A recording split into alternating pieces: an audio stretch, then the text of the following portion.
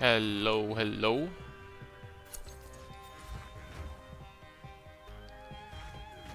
How do we dice an onion? Boy, that's a big onion. Look at that. Woo! Oh no, it is time. It's this time of the day.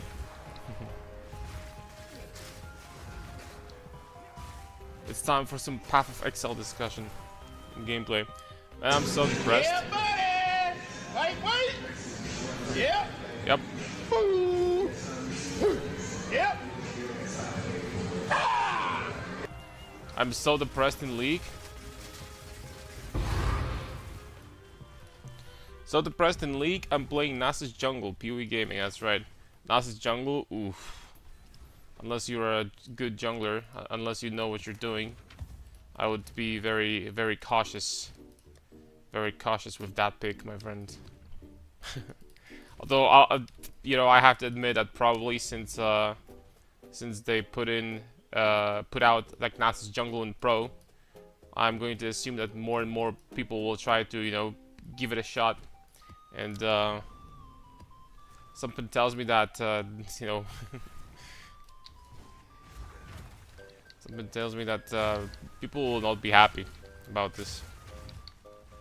I think with Nasus Jungle, everyone needs to understand is that the Nasus Jungle by itself might be like, playable, even in higher elos. The problem is that you still need to be a good jungler. You need to know what you're doing.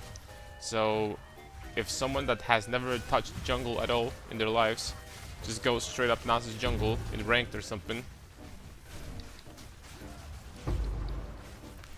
that's gotta be rough, man.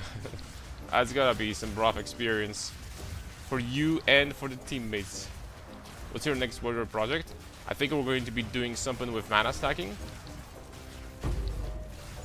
which I've actually never tried before, but this league we have a new mace that allows some mana stacking gameplay. I'm going to try to, cook something with this. Which, by the way, we're probably going to try that soon. We have, I don't know, like 1 or 2 more videos from this build on YouTube, and then I'm just going to jump into, the other project and start doing something else. I think it's time.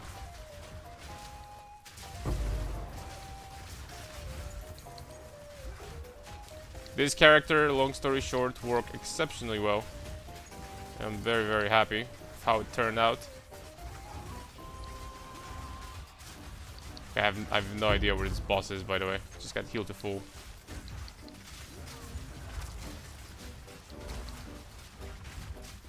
He's not on the map. Oh, there he is.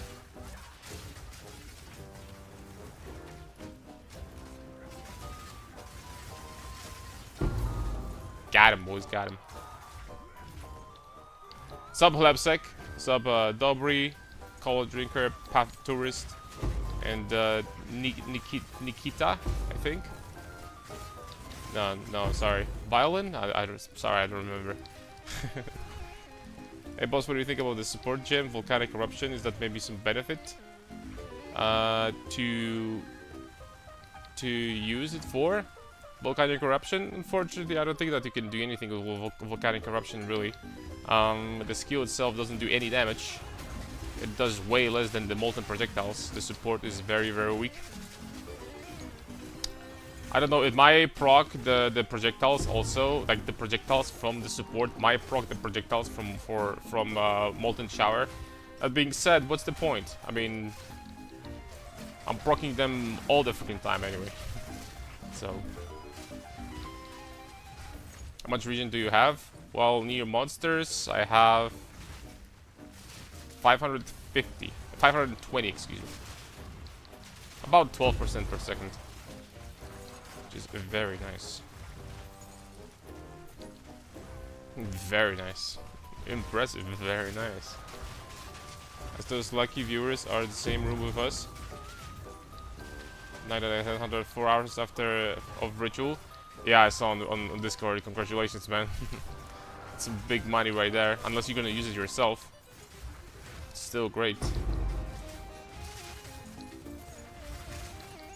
I'm telling you, man, like, my viewers, like, I shit you not, there is more viewers of mine that have found stuff like mirrors at Headhunters and Magebloods than less. Like, actually, probably like 50% of my chat or above found those items. I'm not kidding. There is so many freaking people that come over here and say that they found that they find crazy freaking drops. No joke, fellas. You guys are saying that I'm freaking joking. I'm not. It's true. Promise. Sup, God Warrior. Hey, Cobra, what's up, man? It's been a while. Are you doing good? Great. It's hot as hell outside, but other than that, good. Nice. Very nice. Can I kill this Amumu before he drops another fog? I can't. Can he move? Yes, he can. Uh-oh. No. Don't. Oh, okay. I killed him properly. Abyssal Coffer Strongbox. Is that gonna be currency? Please tell me that it will be. Sorry for not being asked in the chat, but no, I'm almost watching. it's all good, man. Thank you for watching, and guys don't have to be, you know, active in the chat. Just, you know, just if you enjoy the stream, that I enjoy that too. I appreciate that, but other than that, you don't have to do anything. So don't worry about it, Cobro. I still shouldn't touch any crafting unless I have hundreds of divs. That's my unlucky zone. We didn't do much better with boots yesterday. Hopefully today is gonna be better. You know what I'm saying? I found a Mageblood in Ritual 2 on my 6th map. See, I'm telling you, man. I'm telling you. Okay, well, this league I found like I did one trial for my ascendancy points, and I found freaking Adorned from that. So, you know, like, okay, you got me, man. We got Adorned from this.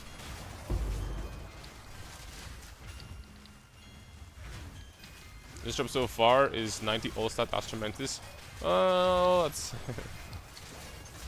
That'd be really expensive in like first league in 0.1 or something. Unfortunately nowadays Astromantis. There's no way that's your best drop. You have to find like something, I don't know, like a more expensive rare item that was really good or something. You have to find something, man. I'm in trouble. Dreamcore dropped a video on my build text, so no all chaos gear for this build. Gonna be pricey. What build? I need to check what he did. Need to check what he did first. 'Cause I don't know what you know video he dropped, so that doesn't tell me anything, but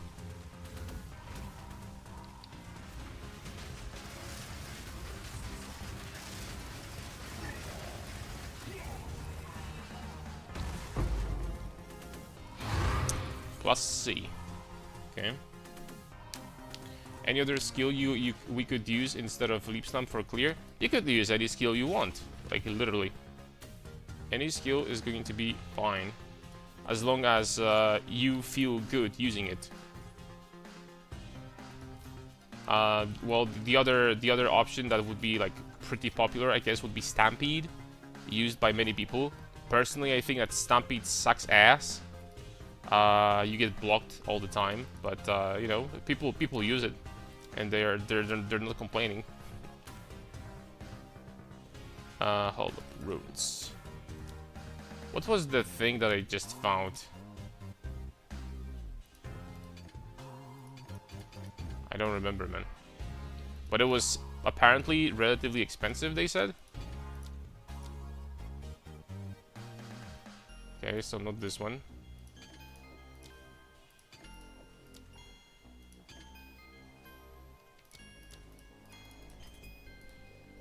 I can sell that.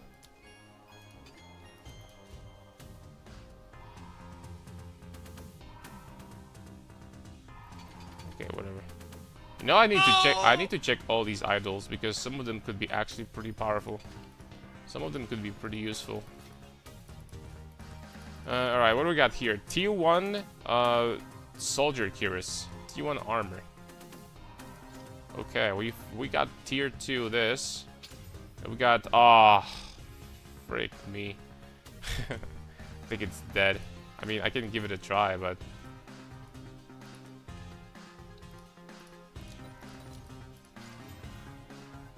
here we got tier 4 flat and stun threshold. I don't think that there is a world where this item can be saved.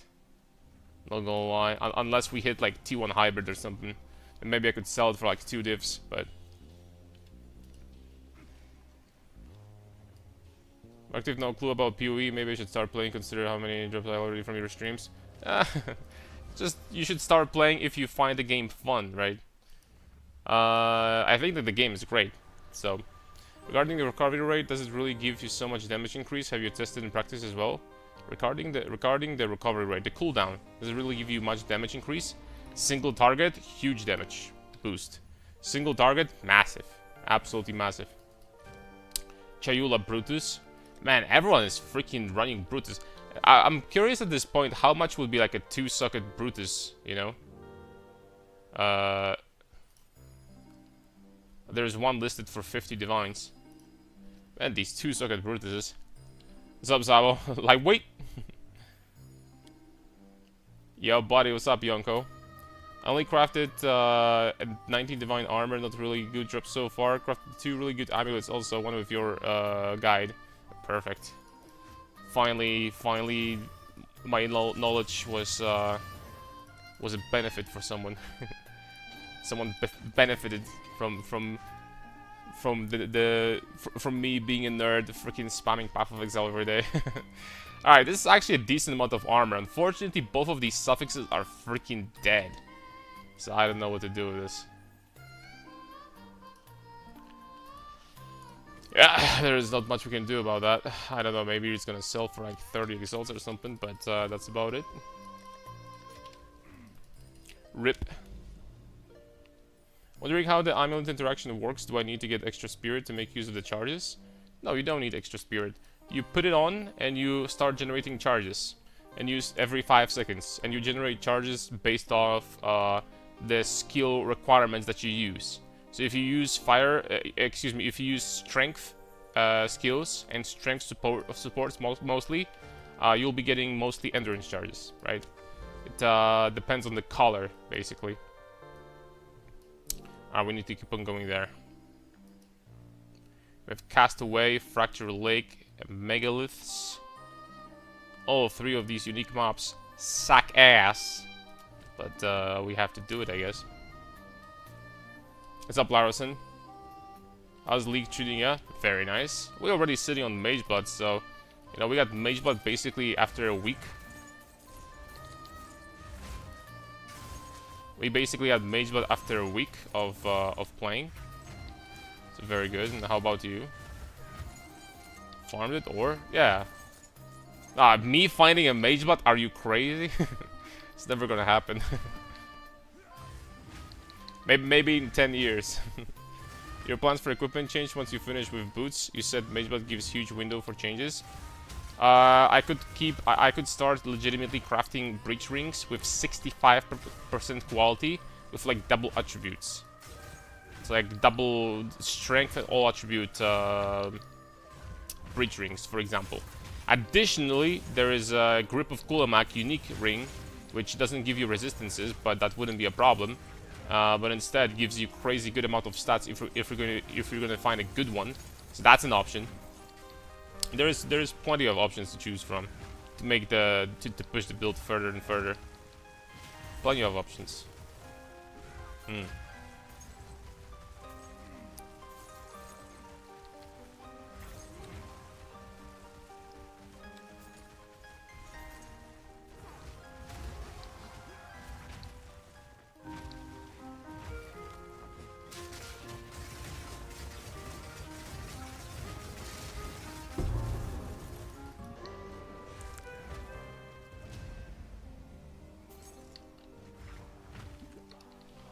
You know, there was a place where you're supposed to put this charge. For the life of me, I don't remember where that place is. It's marked on the map, I think, or something, but... Breach rings sound tasty.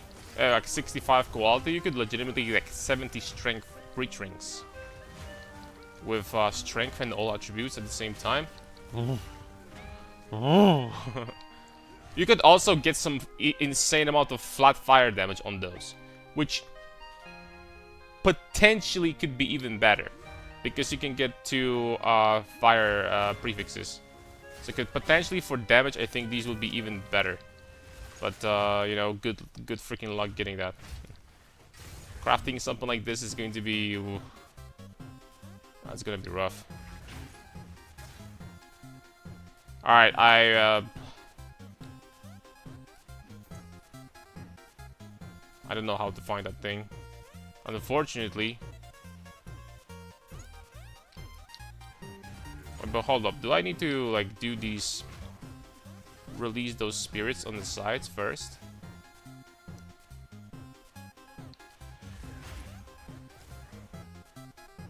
There's something to click in here.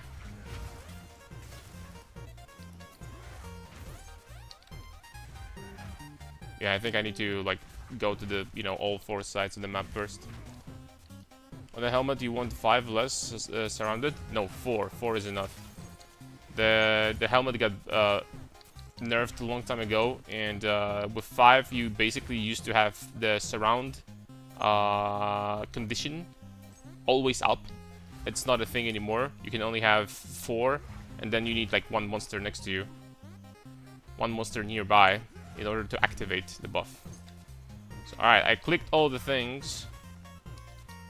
All the things. Gonna start sounding like Elon Musk. We got all the things. And now...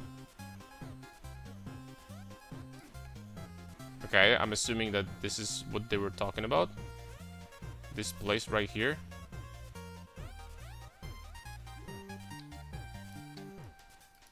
How do I activate the... Oh.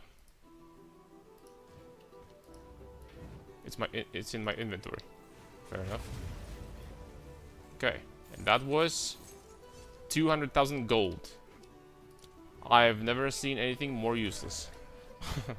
I mean, this map, I guess, is like freaking Flipper's wet dream, but, you know, since we're not flipping, we have decent amount of gold, 23 mil right now.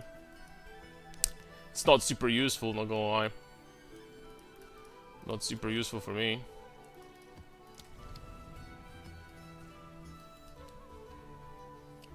Been having okay fun with the league. It's first league where it's actually started playing properly.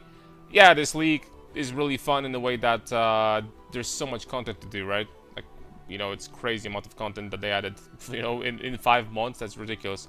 Hey man, is it really important for the Brutus to have 2 sockets and the uncorrupted are 140 divs and the corrupted I can't use perfect jeweler on it? Absolutely not, man. This will give you having the difference between having 2 of them with sockets and not having 2 sockets on both is like not even 10% damage difference. Not even 10% more damage.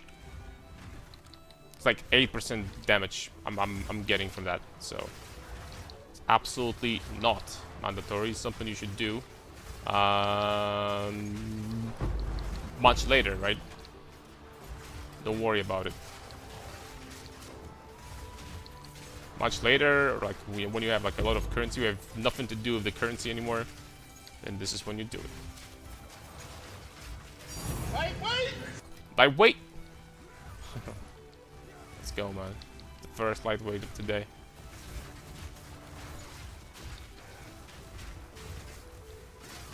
What I'm talking about. Bruh, you answer so many questions, you're like customer support. My freaking job, man. If you make a build, you gotta freaking answer questions, man. People are usually, you know, not as experienced. And well, you said A, you gotta say B also, right? That's the entire point. I love ramen also. It's gotta be one of the best names I've ever seen in my life. Jeez. 10 out of 10. Guaranteed.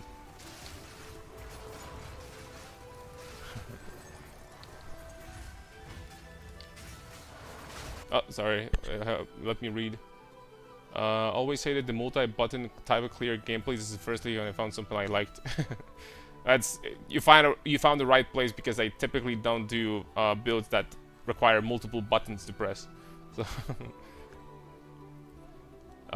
listening to your last live, I want to check the Nightfall build with Nebulok. With armor break support, you should be possible to have always endurance charges as Tormentis Herald of Ice version. You can do anything you want with this shield because I think that it hits like a truck. If you make the build with Nightfall properly, then you know in my opinion it's going to be like a very, very strong build. That's what I'm trying to say. A very, very strong build. So Wait! let's go. The damage difference between level 18 and level 19 Molten Shower Weather or level 20, it's about 3% damage difference per level. It's extremely whatever. Now, you know, if you're gonna start stacking up these modifiers, so for example the level 18 versus level 20 and 2 sockets versus 1 socket, like eventually you're going to start noticing difference, but it's not that high. Yeah, buddy! It's not that high. Yeah! Did you change the sound drop? Was it that timing? I did. I did. Why not? Even the viewer made it for me yesterday, so I'm like, you know, let's not put this hard work to waste. So I did indeed.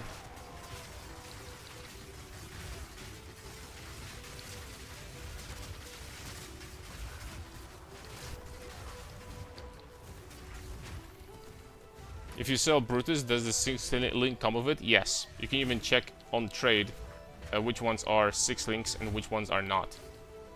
You just need to like roll your mouse over the ability and it shows in the you know, Path of Exile trade. So I bet it shows also on this market, like, you know, in-game market that I never use.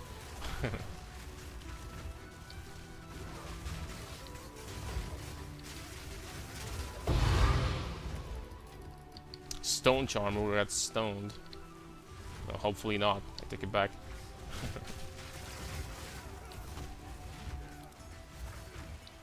The 5 viewer on the Viper Cap is good, right? No, it doesn't do anything. The lowest you need is 4. Because after that, it doesn't do anything. They changed... With 5 and less, you could do it so that you wouldn't need any enemies next to you. You'll be permanently surrounded. But they changed that. They have changed that a long time ago. So the difference between 4 and 5 is nothing. There's no difference.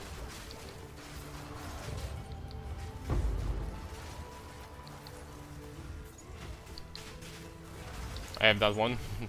It's okay. If you didn't pay a lot, it's fine. I mean, it's whatever, right? You just have a bigger number. I guess PoE is all about gaining bigger numbers, so you know you're playing the game properly. Even though it doesn't do a lot, you know, you have a bigger number right there. So well played, sir. 9 divs. Oof. It's kind of a shame that people keep on selling that, you know, so much more, like for higher price, even though it doesn't do anything. But well, it is what it is. Do you know that if you convert fire to cold with the gloves, you can make Herald of Ice and Brutus skill proc infinite as long as there's monsters to hit? I'm making a build around it at the moment. Yes. Everything hit. Everything. As long as it's an attack, everything procs Brutus.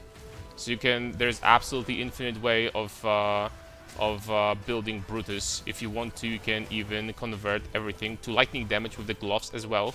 There's 2 pair of gloves that convert damage from fire to cold and fire to lightning. And start shocking people for more damage boost. Not bad either. Of course, you sacrifice the glove slot if you want to do that, but still not bad.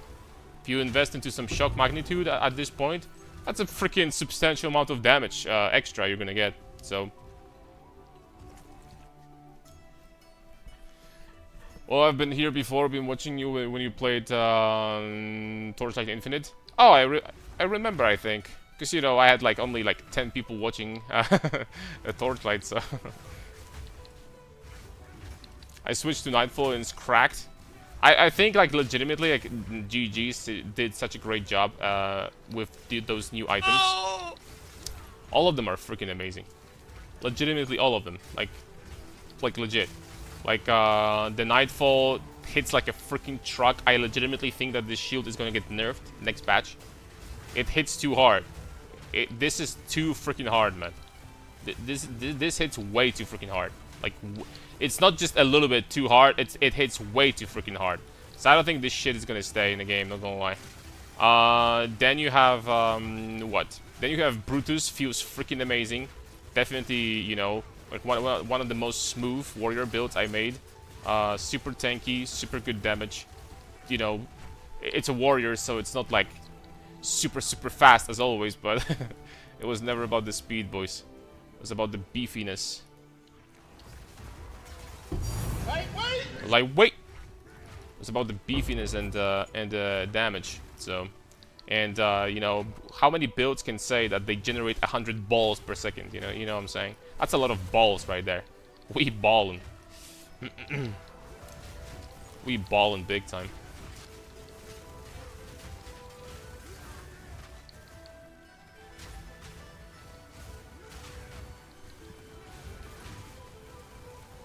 Second socket with 6 link, first try. Let's go, my friend.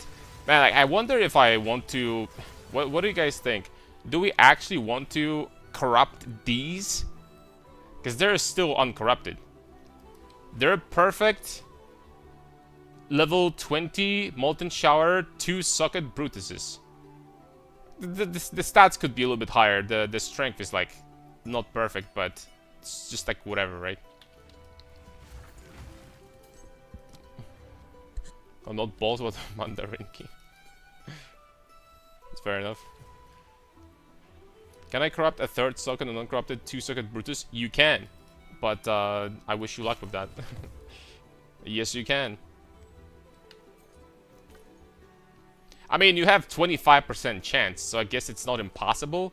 And if you hit it, that's disgustingly expensive.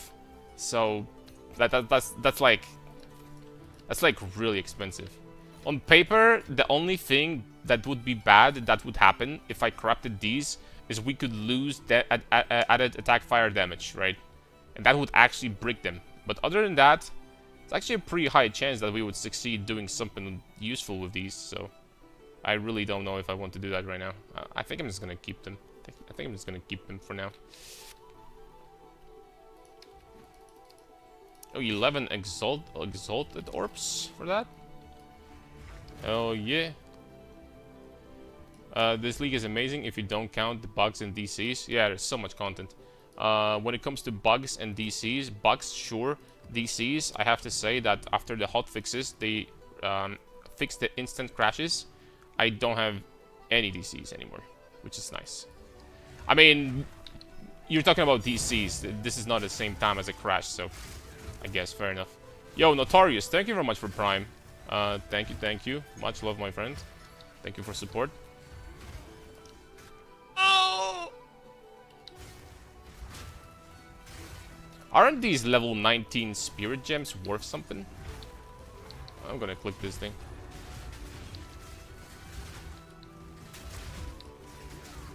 I finished acting in 5 hours on a twink, so that's pretty decent.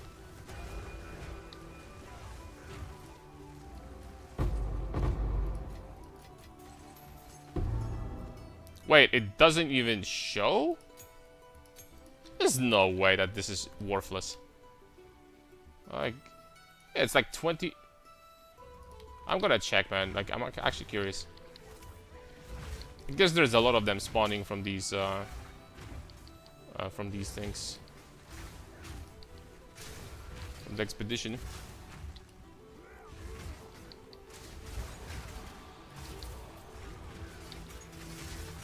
What's up, Deconator? What's up? Love the content. Thanks for watching, man. Much love. God bless, my friends. Thanks for the warrior content, my brother. I'm doing ethical, 200 shield, and having blast this league. Your build is absolutely cracked. Keep it on the war, bros. Like, wait, baby. Baby! That's right. Yeah, buddy. Thank you very much for kind words. Well, this is like one of the smoothest warriors, for sure.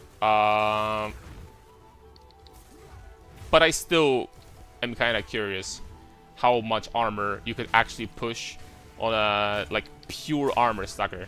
So I really want to see if something like Hulk Smash is going to be a thing. What I'm trying to say is that I really wanted to revisit Hulk Smash this league, because like we managed to hit like 200,000 armor and I think 600,000 versus Elemental in 0.3. I'm really curious how much you can push armor this league. It's like, bro, on this character right now, hold on, I'm gonna get my scavenge plating stacks. On this guy, and I'm not really stacking armor, I have 150,000 and 260 versus Elemental. On this guy, I'm not really stacking armor that much, man. Yo, I love ramen. Thank you very much as well for sub. Thank you. Make difference if you get support on Twitch or YouTube. If you get support on Twitch or YouTube. I mean, the difference is that on Twitch, you basically get paid from subs, from donations, and with ads, which myself, I don't really get paid from ads because I have like the lowest amount of ads set up possible. I have like 30 seconds per hour. You can't drop them lower than that. And on YouTube, I just get from ads and from memberships and from... what is this thing called? Wait! Super chats? It's basically donations, right? So, and disclaimer, YouTube pays better. Twitch takes more from income than YouTube. So, there was even, I think, a song about how generous Twitch is sometimes, so... There's like a song made by AI, if I remember correctly.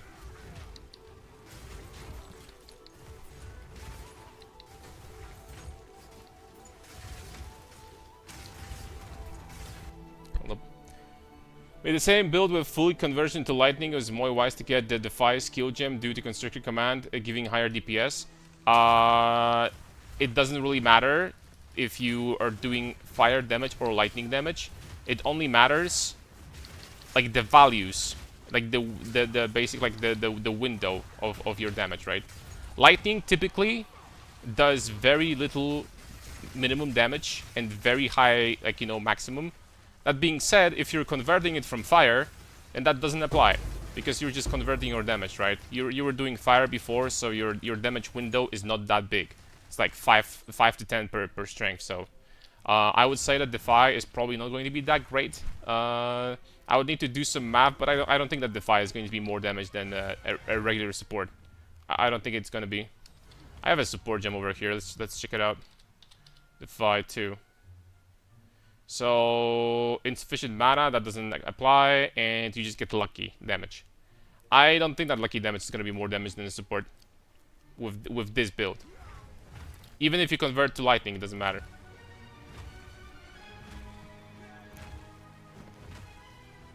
Nothing but a peanut. Lightweight. Yo, God Warrior Fire, thank you very much for becoming a member. Speaking of which, thank you for support.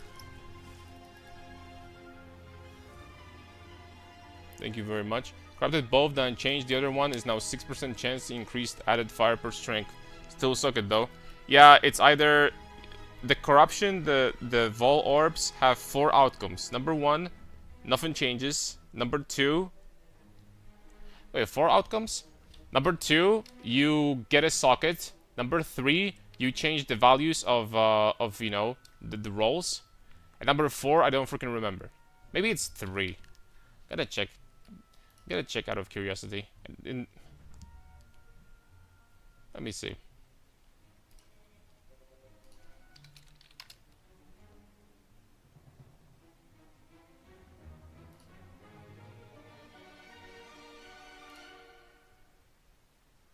So no change. Reload up to 3 other modifiers into new modifier. Oh, not unique. Unique. So no change. Change the values of the item. Oh, right, and a special Vol enhancement. I forgot. I wonder what's the possible options on maces. I don't even know. So it's like it's actually not bad, man. It's a decent chance that you're gonna. It's higher chance than not that you're gonna get something useful. It's legitimately, you have more than 50% chance that you're gonna have a positive effect, and not a very high chance that you're gonna have a shitty effect. So that's pretty decent. Let me see what options you have on maces though. Other than having absurd amount of gear to stack properly, you're going very heavy passive tree nodes with hulking form. I got pretty decent gear with surround nodes. I go up to over 20k. How the heck do you have 100,000? Is brass dome a must-have? I mean, I have armor on my chest. I have armor on my gloves. I have armor on my boots. Not too much though. I have Mage Blood. With Mage Blood adds like, I don't know, like 30% more or something like this. And the passive tree, I'm going to assume that we have similar passive trees. Do I have a lot of passives invested into armor? I mean, these 4, this cluster, these 4, these 3, this cluster, and these 3. So it's like 20 passives. So is it that much? Is 20 passives that much? You could argue, right? But you sure as hell are pretty much immortal with this amount. Feeling good. Oh. Oh. Hold up a second. Oh. Okay, goodbye. Freaking thorns, man. Right, I wanted to check this. Yeah, so it is worth something. 20 exalts. Right, let's check the corruptions.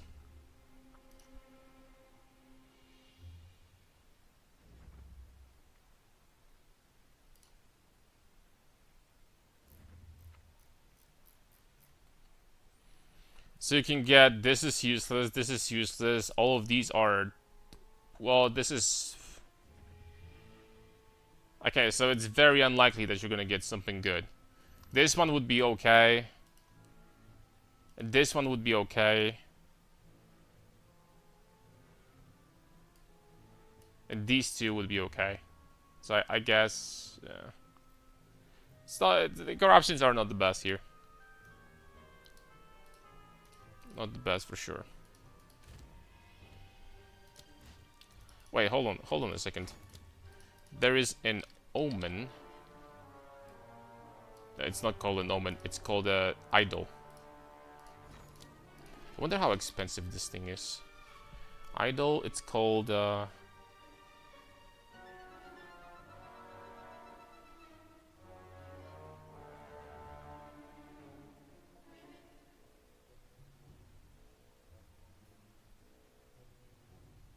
the item, there is an item that also allows you to have bonded modifiers.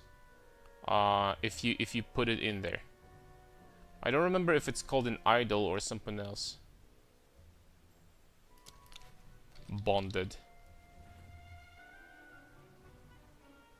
Oh, it's only in body armors. Okay.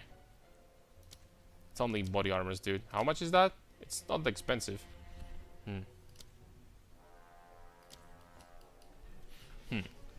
Yeah, it's Fox.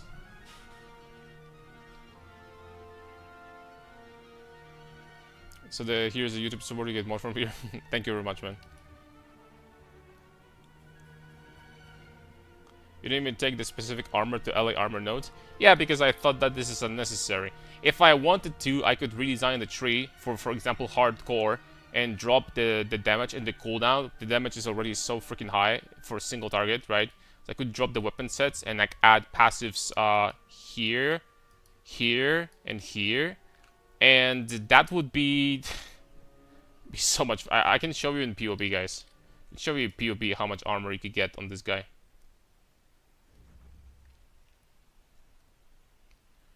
So import, export. I need to do this. Hold up a second.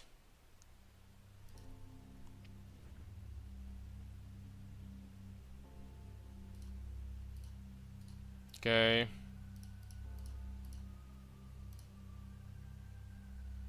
New. Oh my lord. Okay, we gotta wait. Let's just keep on going for now.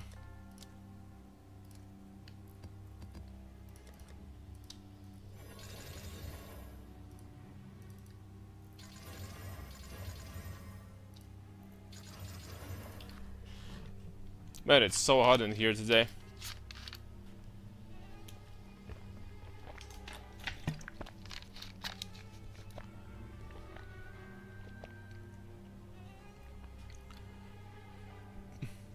It's about 15,000 tooltip DPS, good on the balls when surrounded.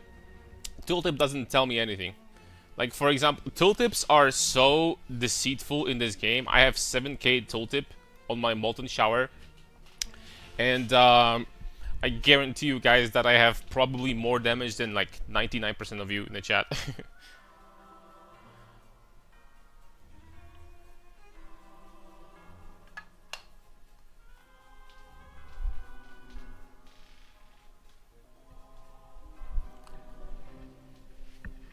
Tooltips are very deceitful. I don't know if you knew, but there is this bug with tooltips that they haven't fixed since 0.1. Like, looking at tooltips is very a bad way, usually, of measuring how much damage you're doing. There's this bug since 0.1 that they still haven't fixed. When you take off a weapon, well, here you won't be able to see because I'm getting my flat damage from Brutus. But when you take off the weapon, your damage goes up. Even though it makes no freaking sense whatsoever, because by dual wielding, you by default do 40% more damage. You know why this happens? Because this tooltip takes into consideration the damage loss that you get from dual wielding, but it doesn't take into consideration the fact that you're hitting with both weapons at the same time. Hilarious, isn't it? So, from when you're comparing dual wielding to using a shield, basically what you gotta do is double this damage. You need to double it because you're hitting with both weapons at the same time, and the tooltip doesn't take that into consideration. It just says damage, right? So it's like it's like coded this way. So yeah. To all the people that ask me if it would be better to like hold a shield with this build, that is not even close to being comparable. Like, while dual wielding, you're doing so much more damage. It's not even close. Now, there might be builds where shield... Well, actually, I don't think there's a single build in the universe that would be doing more damage with a shield compared to dual wielding, unless you're just using like a shield skill, obviously, and you know, well, no shit. But other than that, it's just... I have 30,000 armor with a shield. Should I equip second Brutus and drop to 20,000 armor? 20,000 is very little, to be honest. 20,000 is very little.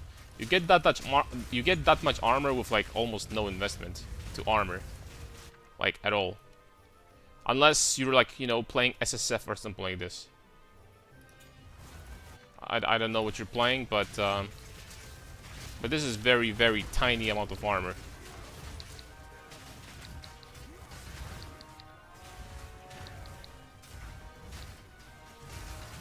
I think that every build with a little bit of investment into armor and good armor pieces, I think 50,000 is achievable for like everyone. Of course, Titan gets there much easier because we're Titan, the best class in the game. But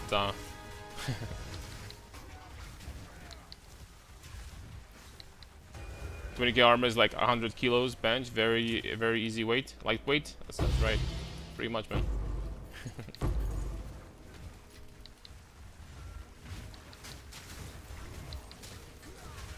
100 kills is not insignificant amount of, you know, of weight for sure.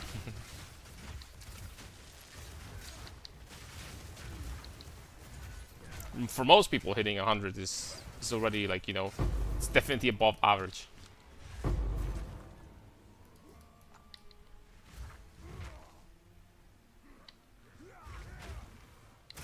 I think it counts the 30% less damage, but it doesn't count the second weapon. Yeah, exactly. It dropped faster attacks for aftershock support, and I like it. You should keep on using it in that case. You should absolutely keep on using it.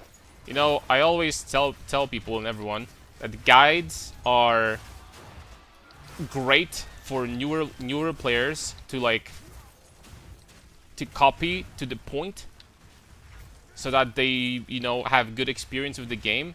But as soon as you become more experienced, or you found something that you enjoy more, then you should absolutely modify the build from the guide, the way it's gonna suit you. You know, it's kind of like with cooking and like cooking recipes.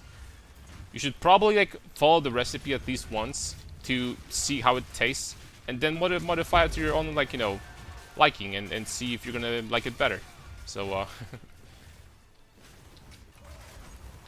pretty much the way it goes. Yo, Waller Dickno. I'm sorry for I freaking butchered your name big time.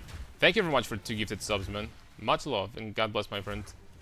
Thank you, thank you.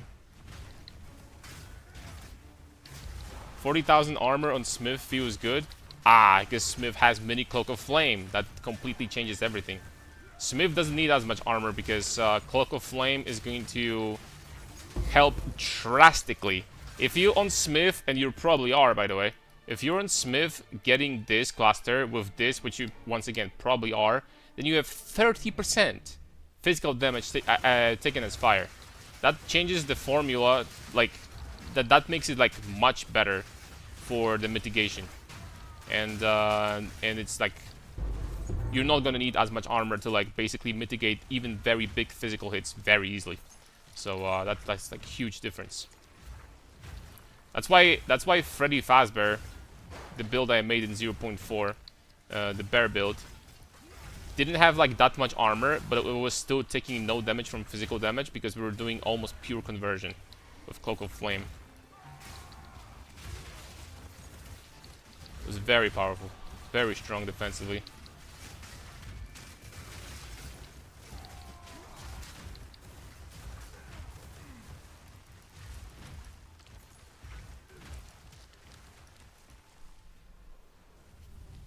So my guy, I love the warrior build.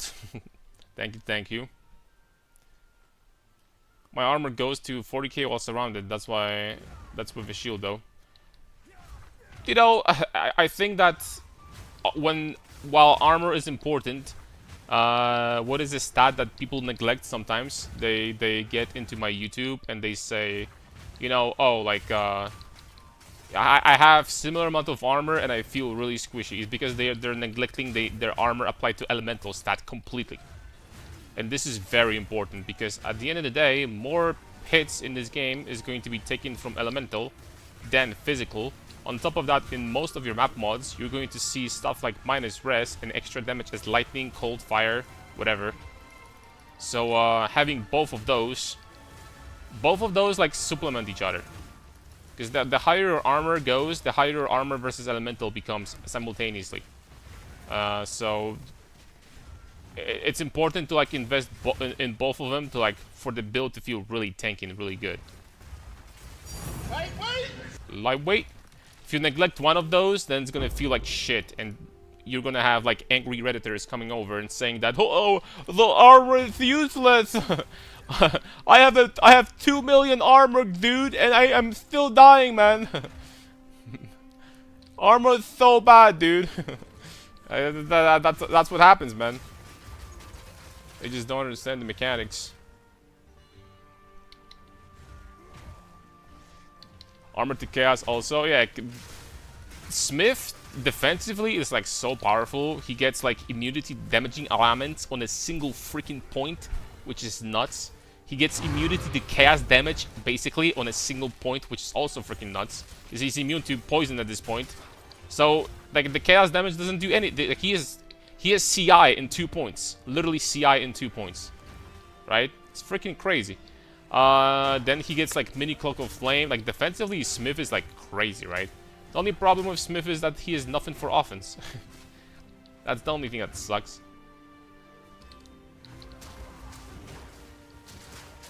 Offensively, he's not doing the hottest, for sure. I think with Mageblood, he's even more broken, because one of the stats on Mageblood, you can get this +5 maximum fire resistance, and that makes it capping your res to 90 much easier. And you guys probably know how balanced getting 90 all res is. It's not, by the way. The difference between having 75 resistances and 90 resistances is like you don't take damage anymore from elements. You really, truly don't. You just stop taking damage, like, period. It just doesn't happen anymore. The damage just vanishes like a fart in the wind. It disappears. Chaos damage prevention is my biggest issue. And there is a way to solve that problem also. By using this idol. At 10%, if your armor is already high enough, this 10% armor applies to chaos will very, very nicely help with the chaos damage mitigation.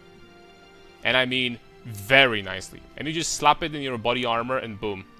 I don't even use that because I have 5k life and I have 75 chaos resistance, so my chaos is whatever still. I don't really care that much. But you can use that. And this will help very nicely with chaos.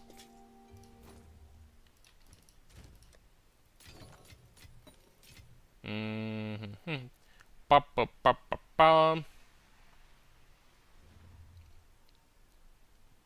it, man. Wonder what's gonna happen if I just slap an essence here. We got we lost all stats. It's fine. We lost all stats. What is like the strength cap for this build effectively? Well, the strength cap is the one thing, and the other thing is if it's worth it to go there, and the answer is no, by the way. But the strength cap, who knows? If you had unlimited budget, you could probably get close to like 2,000 strength. I would say that pushing past 1,000 is probably unnecessary. At this point, you know, like every point of strength at this point is going to be giving you less, basically, instead of more. So it kind of does have diminishing returns. It would be different if we had something like Iron Will that gives you damage based on the amount of strength you have, percent damage. And then pushing strength as far as possible would be actually a viable strategy. But if you want to use that body armor that gives you Iron Will, that means that you have no defenses, basically. So that kind of sucks. For softcore, it would still work. But, you know. Because that armor would, like, right now give me 430% damage. So that's kind of busted.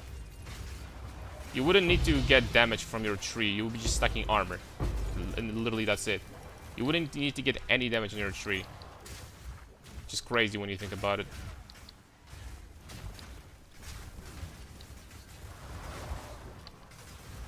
With Smith, the node's self-ignite stacking on the burning damages, it scales rather well. On the Smith of Kitava would get an upgrade ascendancy which enables the new Kalguran skills rather than fire skills. Like Smith of Kalgur or something. That'd be pretty fun. I mean, look, maybe there is something. I mean, you know, it's been like week and a half of the new league, and I bet that people figured out already, like, you know, most of them, most of those Kalguran skills. There's still going to be something new that people will come up with for sure. There's still going to be something else.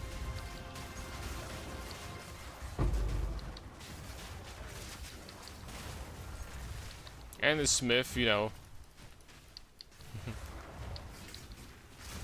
Smith is all about the armor. Although I have to say, comparing Smith to, for example, new martial artist and the gloves that martial artist gets, Not gonna lie. Martial artist seems like a freaking winner here. I don't think that these notes on Smith are...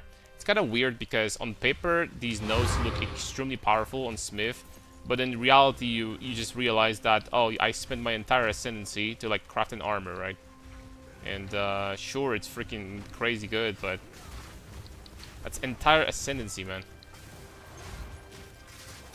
Not like 2 points or 4 points. There is a reason why Smith is the least popular class in softcore, or one of the.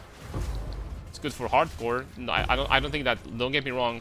This game is gonna have so many freaking ascendancies. I don't think that every single ascendancy has to be great for softcore. There could be better ascendancies for hardcore too, right? There's nothing wrong with that. But still.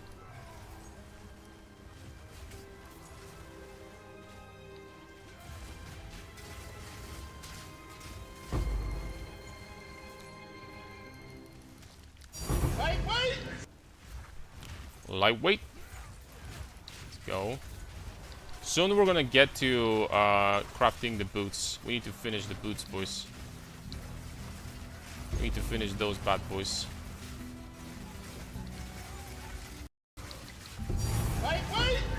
Ooh! That's what I'm talking about, man. Ain't nothing but a peanut.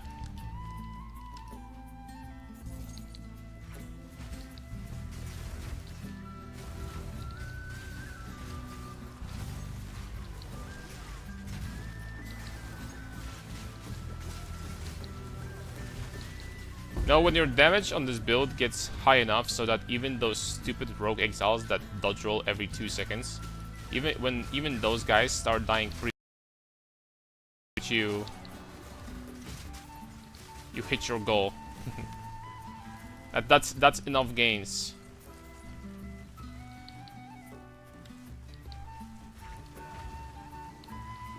That refutation, Calgren skill is batshit insane for any attack. Refutation is what? The one that gives you like the shield effect. Didn't they nerf it in like one of the hotfixes?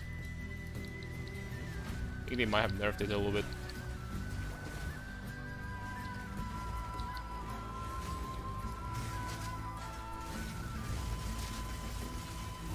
Parry debuff on the enemy.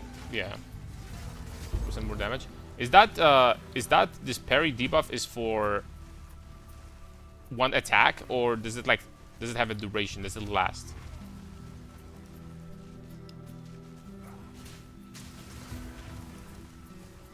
It's for attacks and duration. Oh, so it's a duration. That sounds pretty good.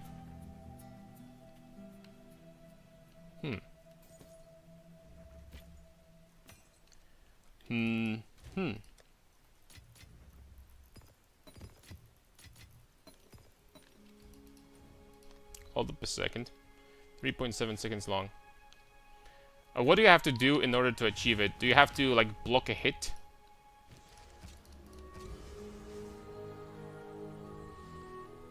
I mean, from the them, this one is still better. I don't think that this crossbow is gonna be worth anything. If you thought about using against the darkness jewel, you have to get hit back. You have 100% block. And they nerfed, like in the hotfix or something, they nerfed the amount of uptime you can have, or like you get heavy stun faster, something like this. I don't remember.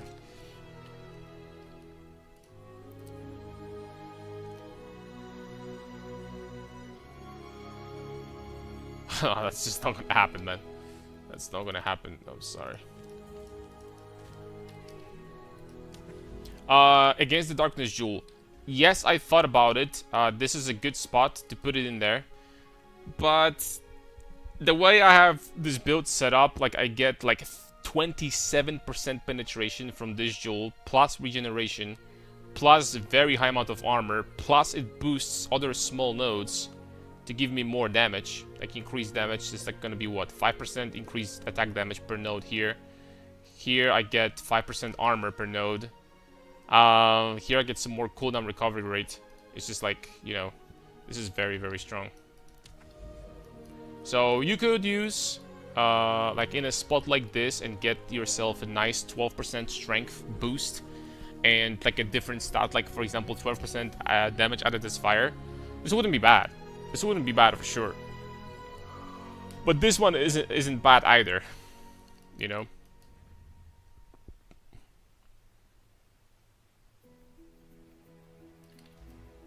I like the way that, you know, I set up this build.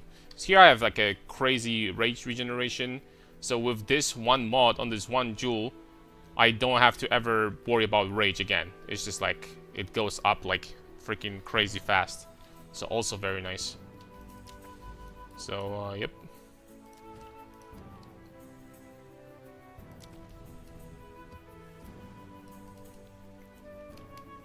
Have to get hit.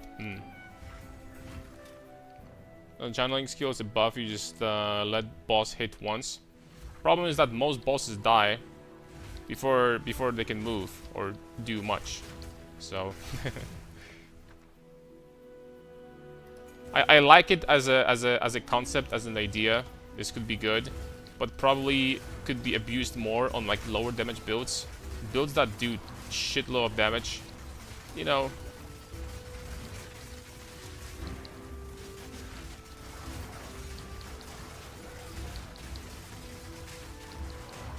It's definitely a nice boost for very squishy characters, right?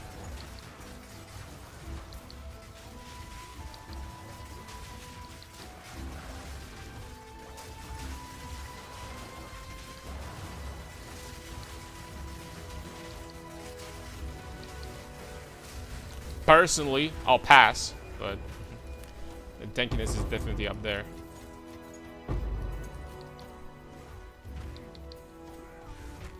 You just hide out in one button. Yeah, this is something you can use with Pixel Exchange. This is basically equivalent of PoE Awakened Trade from PoE 1. It's like helps you with you can check the prices of items very quickly, which is, you know, nowadays it's redundant because I guess you could do the same from the in-game client. They added that option, but I'm just used to it, right? And you can set up different shortcuts. Like for example, I have under F9, I have instant teleportation to my hideout. This is equivalent of typing hideout like this, right?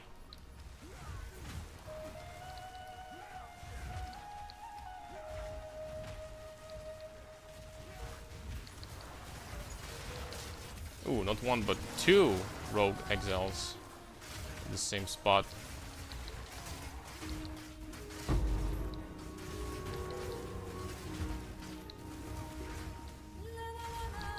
Hey, this guy has permanent regeneration, and unfortunately, it's a marksman, so he's going to run 24/7. Where does he get perma regen from, though? Oh, he's stunned now. Oh, you're done, boy. Take my balls. Well, that didn't freaking sound good. Take this, rather. That sounded better. Stop healing. Yeah, okay. Not everyone is farming 100 divines an hour doing breach so that they can buy mirror tier equipment, okay?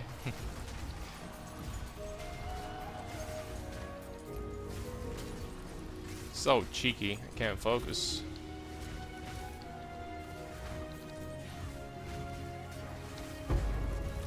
Leave the old man alone. I'm doing tons of damage, alright? Tons of damage. Big damage. Is there any use to 6-link armor breaker? There's some less important debuffs that you can put in there. I think I'm already using Maim, if I'm correct. No, so for example, you could put Maim. This actually could be pretty useful against those fast-running bosses and rogue exiles. Because you just slap them with armor breaker one time, you break their armor, which is useful, and then you slow them by 30%. I don't know how much duration Maim has. I think 8 seconds maybe? So that's quite decent. But yeah. Alright, I'm definitely going in the wrong direction.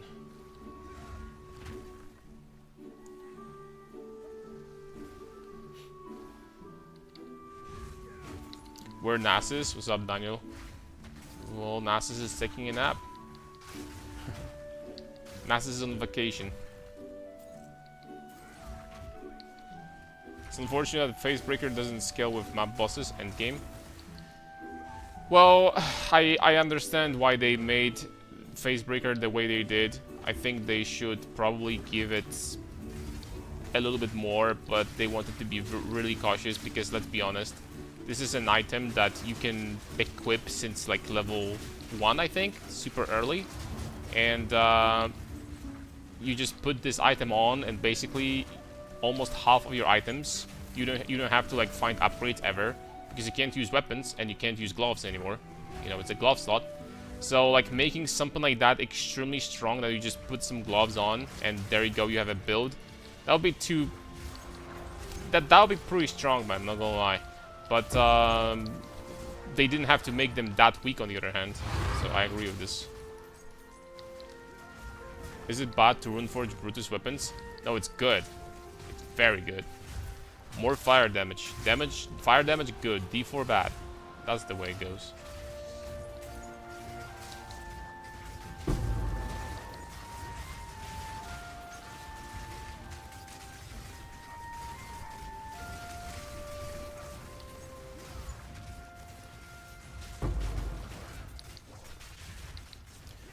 How's the buff to Abyss? Haven't done Abyss for a while. Decent. It's way less annoying to... Well, the loot itself didn't get buffed, but it's way less annoying to deal with those Amumu monsters. So they just walk out of the fog more often. And also the fog doesn't have basically 100% uptime. It's about, I don't know, 50% now. So even if a monster is stuck or something, the fog can just, like, you know, fade away and you can wait and kill it. So it's feels much better to do it now. And the currency, I don't know, I've been making 20 divines an hour doing Abyss, something like this. So from what I've heard, Breach is better. I saw the video about the Breach strat. Lightweight. Saw the video about the Breach strat and it looked pretty strong.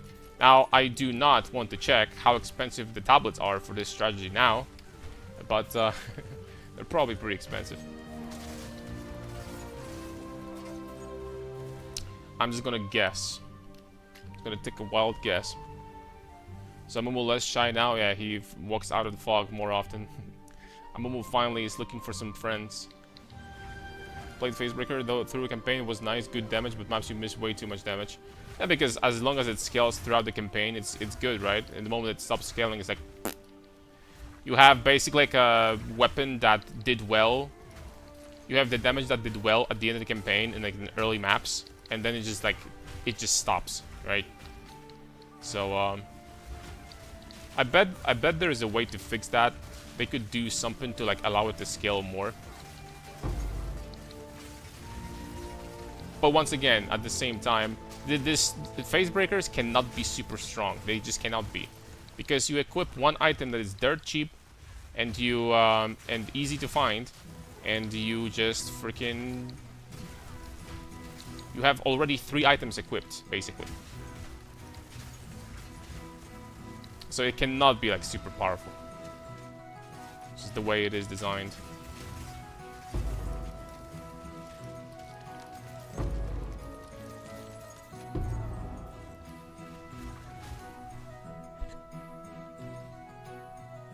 Using Facebreakers lose shield and glove slot, and damage is not even that much better than 700 DPS mace. Yep. And let's be honest, it's not hard to get, like, not crazy items, but decent items in this game. I don't mind Ancestral Cry.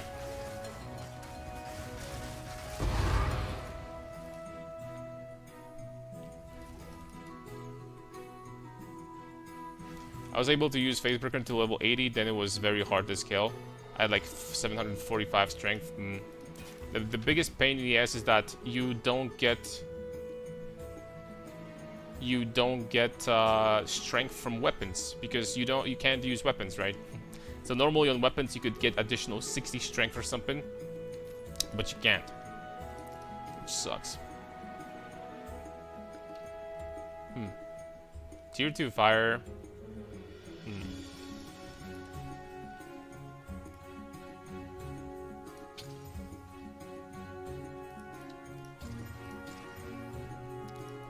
Okay, this is dead. What about this? I mean, this chaos damage ruins this ring, I think. I don't think anything that can be done to make it good. Has some fizz and fire, though. But, you know what? I'm not even going to use this thing. I'm just going to slap an exalt and see what happens. 15 fire resistance.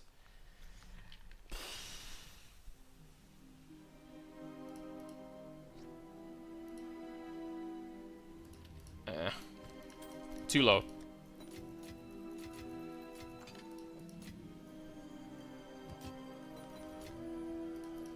Alright, boys. How about... Because I do have a decent amount of currency at this point. We're back to like 100 divs, basically. How about we continue our mission and do this?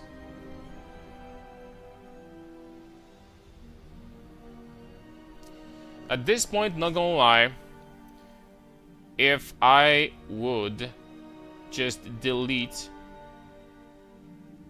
like one of those armors, or screw it, even if I deleted the increased movement speed while sprinting and added, I could use that if I just added like armor applies to elemental, like a high tier. I could use. I don't want to spend more on these boots. And you know, I might say, don't settle for that, man. Let's see what's gonna happen. First of all, if I'm going to use hysteria. Hysteria. What's gonna happen if we're gonna use this, right? Do I even need to use the guaranteed prefix removal? I don't, because we have full prefixes already. Alright, what's gonna happen? We removed flat armor.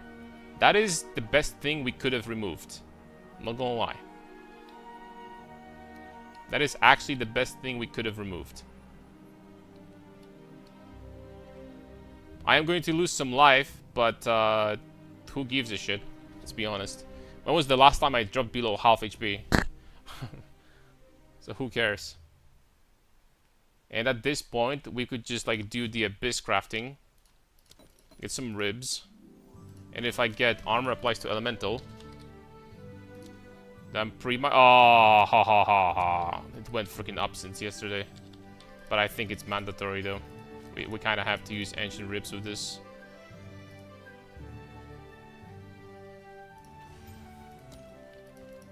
I could keep this, man. Me, I care. Oh, oh, unlucky. So what do we do about that? Damn it. Damn it.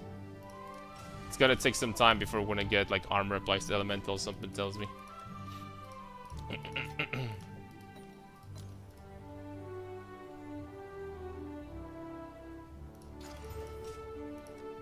Ouch. And every attempt is painful. But like, come on, man. How hard can it be? How hard can this be to get?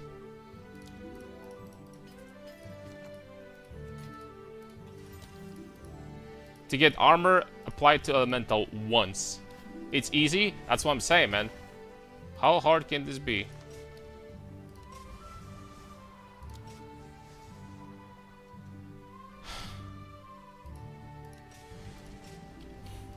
Man, every attempt, it's almost 10 divines.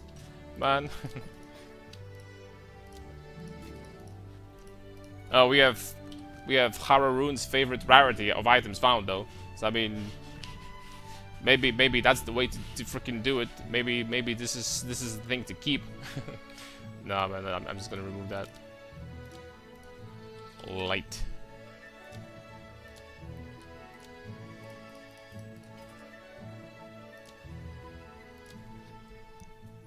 After you runeforge the weapons to get elemental damage instead of physical, you literally just put them over here, and you put over here and like get the items necessary, and boom, you're done.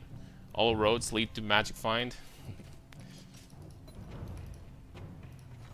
I'm going to prove everybody wrong and make a lot of currency in this game without putting a single rarity item in my build. There you go. I'm impervious. I made up my mind now. And you can't change it. No amount of Magic Find is going to convince me otherwise.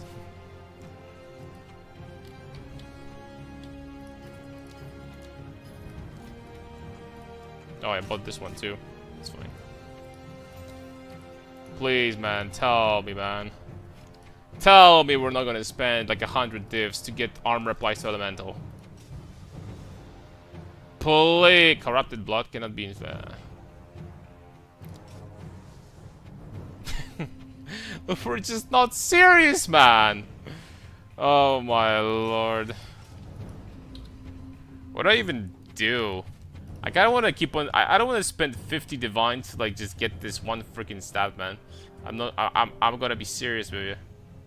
I'm gonna be serious. I have to go all the way. Like, these prefixes are not even that freaking insane. I think I have to, bro. Do I? No. Is tier 1 resistance that bad?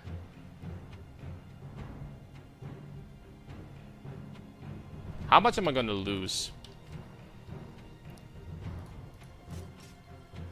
120,000? 150,000. I mean, I'm gonna lose a lot, but I'm gonna lose quite a lot, boys.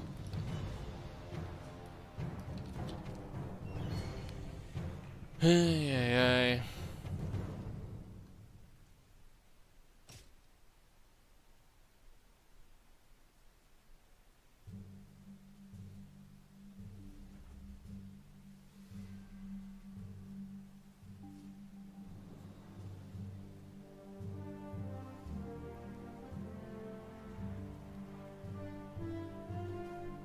I'm thinking about keeping this, man.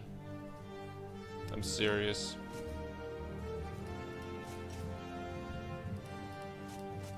I'm thinking about keeping. Just changing it to cold and freaking, I don't know. I spend way too much freaking money on these boots anyway.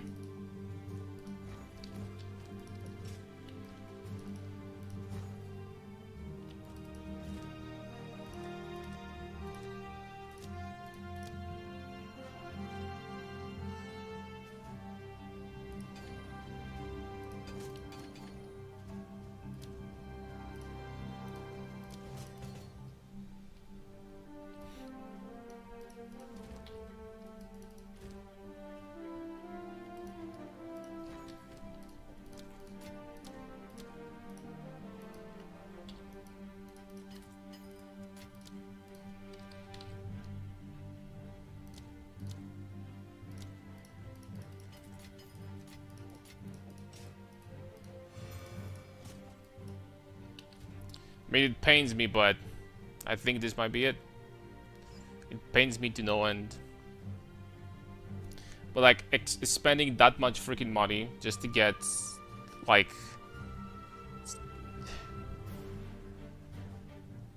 I'm already very tanky. This resistance, I guess, I could also use that. Because like, without this ring, if I changed one of the lightning resistances now to fire, I'm still overcapped.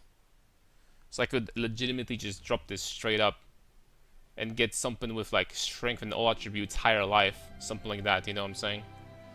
So that's an option also.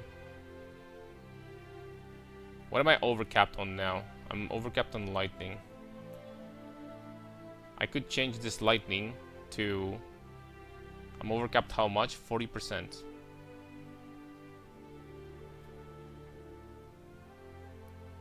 I could change this lightning. Hold up a second. Maybe that's the solution. Is it? Hi, quick question. Why we swapped to Brutus only level 86? That's what I did in the mobalytics, but you can change it faster. I played with Shield Wall the entire first day because there are no Brutuses on the market. So you can change it even on level 45 if you want. It's fine. Have you sold the other boots? These ones? No, they're still over here. Oh, you mean the ones that we crafted yesterday? I sold one pair. These ones still there, but these ones don't even have like cooldown reduction. So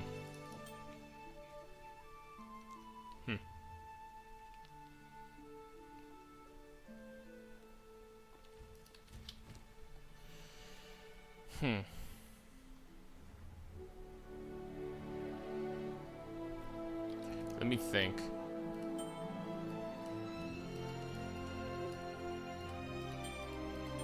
This ring is actually a lot of damage, holy smokes.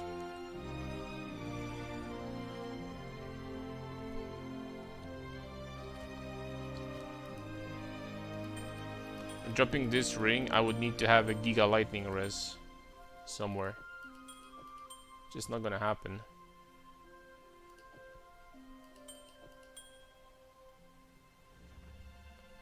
That being said, this ring is far from being perfect.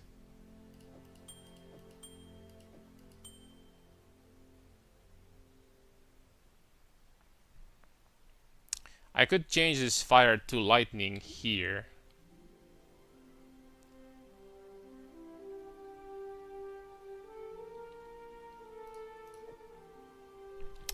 Let me think. I'm not sure how to do this. Because we could improve a ring with these changes for sure. But what, just freaking do a breach ring now?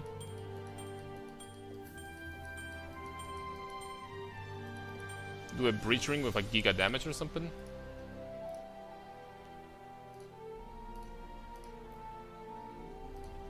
Grip of Kulemak. There's another option. It's called this. But if I would remove one of these rings, how am I going to get freaking resistance? That's my question. I need to drop the strength from here, right? I need to drop the strength from here. Yep. By the way, we're sprinting. Holy smokes! Look at this Usain Bolt. Look at this speed. It's up IH4.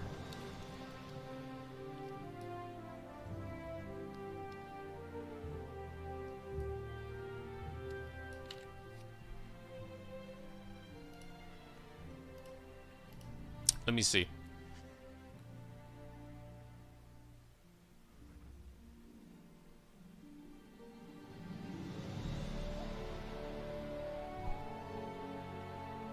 Is there any universe where this can be better than a rare ring? The 10% life is huge. Oh, look. Fire damage added. Oh, fire damage. Added.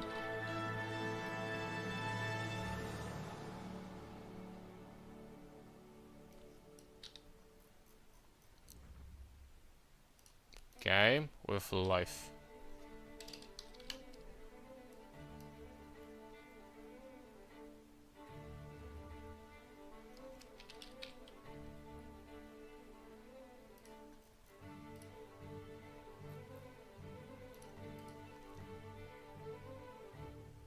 Wait, these are not... I don't think these are abyssal modifiers. Hold up.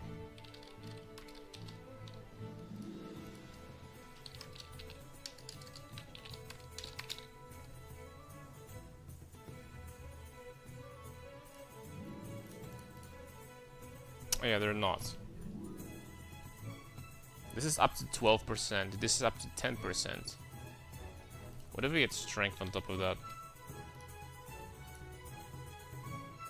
There's one available. Oh, my viewer has it. It's a ring from my viewer. What about other useful stats? How goes today? Good. Follow your strength stacking build. I have a lot of fun with it, but somehow it seems to be kind of squishy in full juice maps. Any tips? full resistance at all. For sure you didn't invest enough into armor yet. Currently I'm like feel invincible in maps, so my damage tooltips on gemling is only half of yours. I got 560 strength, that's very little. Thinking of leveling a proper titan and switch over the gears. Think that would put me in better armor and damage. I think the gemling on this build is still playable, it's just your gear is probably like still very, you know, low budget, so just keep on scaling. Just keep on scaling, keep on getting stronger.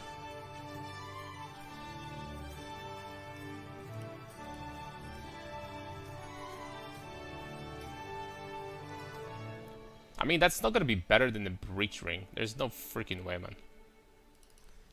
There's no way.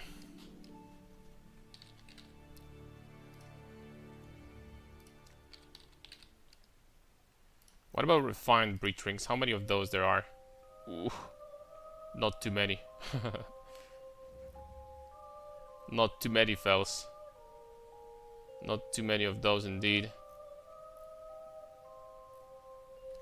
And people been crafting on those big time.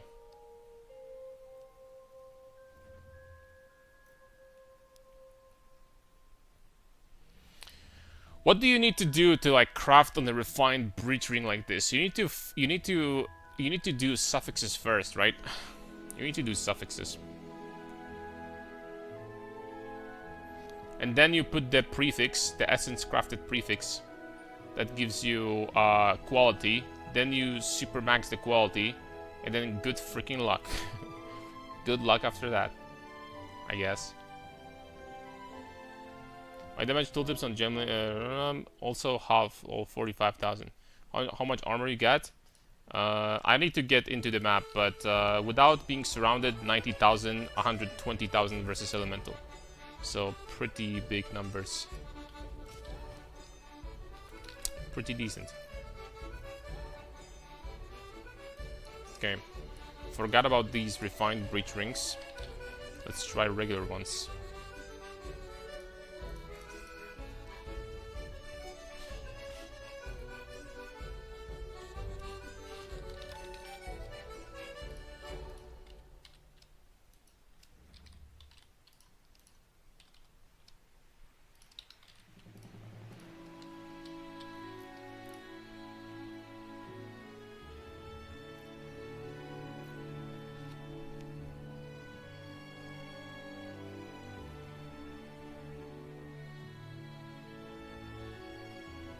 And for how garbage these guys are, they sure are expensive.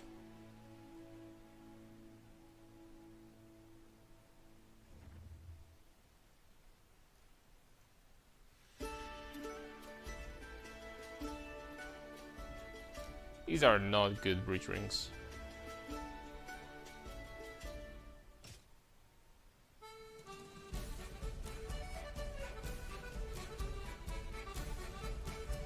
I really don't think I have currency to craft a ring from scratch, though. I really don't think so. Not gonna lie, man. I just want to get... You know what? We're just gonna keep on trying to get the freaking... Armor applies to elemental.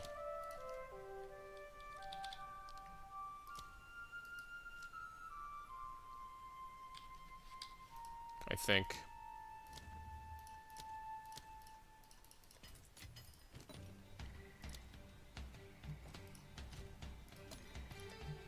It pisses me off that they don't have that. I'd rather just keep my rings as they are and just get this stat. And just leave these freaking boots alone. After this.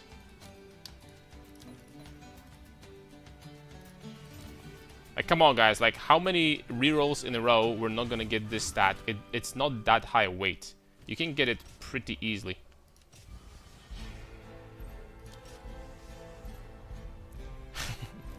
Tabs just got a freaking... I'm gonna lose it, man. I'm gonna lose it.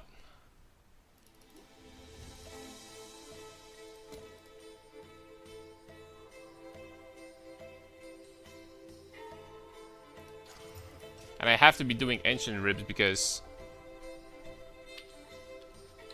I have to be doing Ancient Ribs because once I hit the proper mod, it's going to be at least tier 2. So it's kinda mandatory.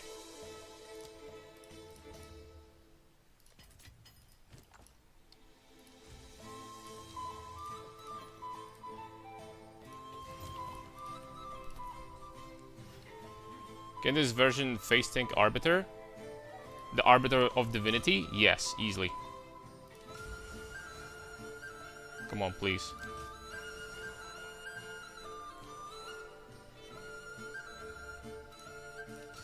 Like, I spent 40 divines and I still... Guys, look at this.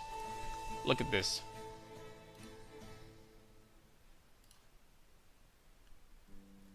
Look at this. This mod has a very good weight. It doesn't have worse weight than these. It has a very good weight to find that, man. Oh my lord. I don't know what to do with these boots. It's like T1 resistance is fine, but like I don't know, man.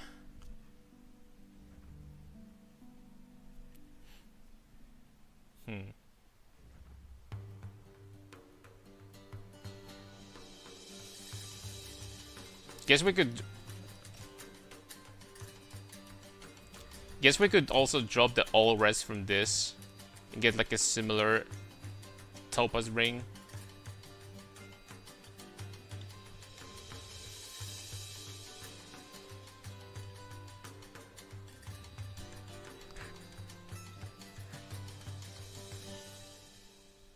For the build, check my YouTube or Mobalytics. This I'll farm for. Even with the stats I gave, I can still comfortably farm tier 15, tier 16 without dying and still do decent damage. Just gotta get better equipment. If your armor is like, you know, not very high, then you just gotta get that. I'm gonna keep that, dude, because I don't wanna like spend all my currency on something that, you know. Although we spent additional 20 divines and we were pretty much the same spot as we were before. But screw it, it's exactly the same cold res here. At least I'm overcapped in resistance. Yeah, I'm just gonna keep it. And these boots, these boots are sellable for sure.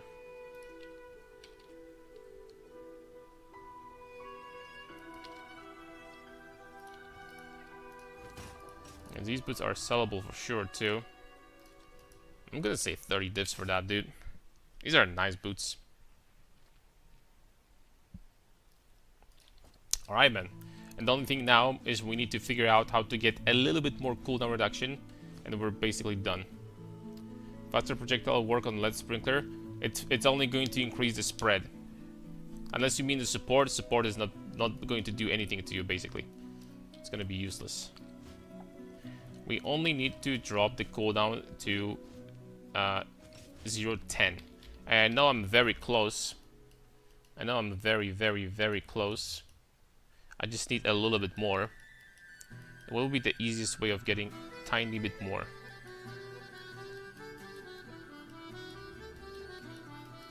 Let me think. Changing this into something else.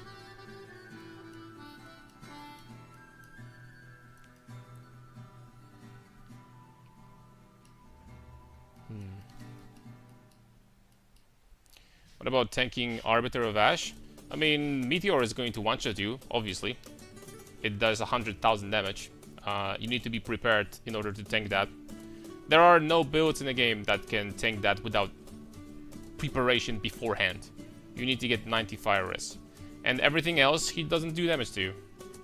So...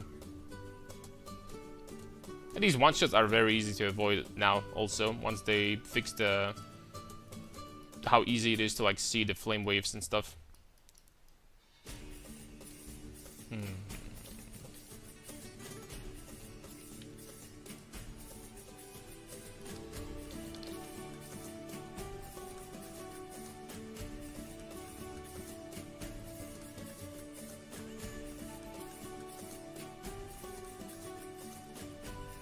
Anointment is not gonna happen. Maybe Megalomaniac? Could try to get the Megalomaniac, maybe. Cooldown. So we have cooldown nodes here. This is for grenades. Here's the cooldown recovery rate with skill effect duration. That's good. Multitasking. Forecalming is not good. Temporal Mastery is good. And that's it. That's our options for cooldown. Let's give it a try.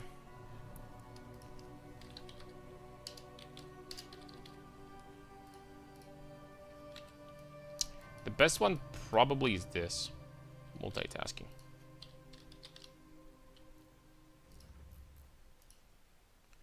Multitasking is...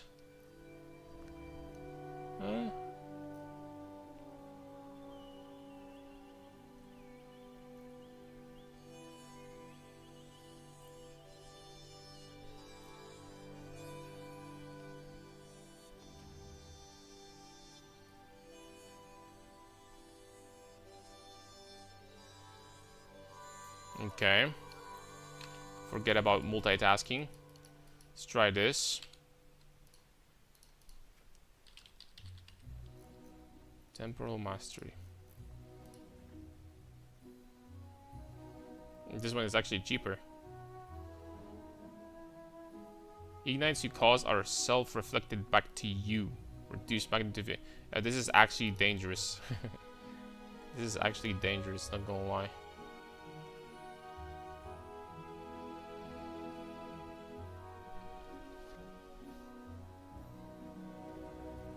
Find the delay a bit annoying. Yeah, this pretty much cannot do anything with that. That was like 50k. Even with 50k, it one-shots basically almost anyone in the game. Quest reward that gives CDR. Yes, we have that already. Prime 350 runs on the voices farming, no drop yet. Yeah, somehow it doesn't surprise me, man. these are like the most expensive items in the game right now. Thinking a good shield will help this armor an Elite Titan tank Arbiter in the new bridge, and that splits the damage 20 to cold and lightning. There are multiple ways of tanking Arbiter, and it requires a setup. I did it on my armor stacker in 0.3. This patch will be way easier, so there are ways to do that.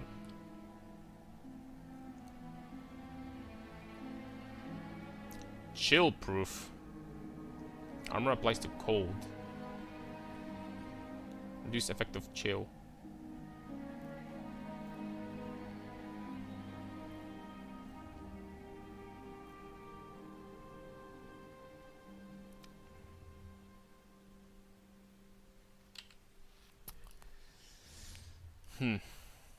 I mean, this is out of the question. Reduce skill effect duration is bad. And this one would be good. Multitasking is a good skill.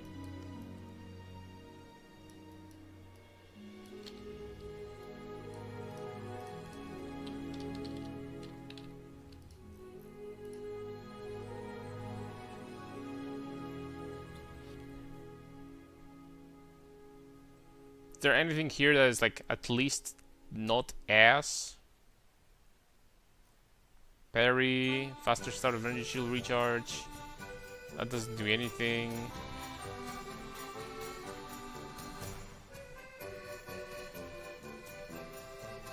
No, there isn't.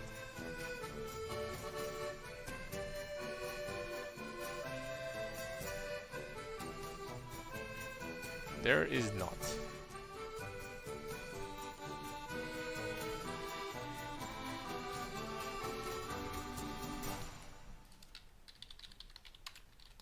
Cooldown recovery rate.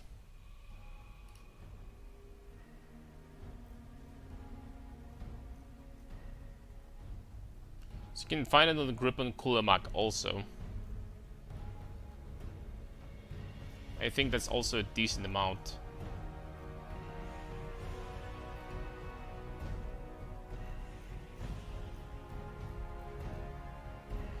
Well, since the game really wants to give me resistances on these boots, maybe the play at the end of the day is to like try to get grip of Kulamak instead, if it's available, like that.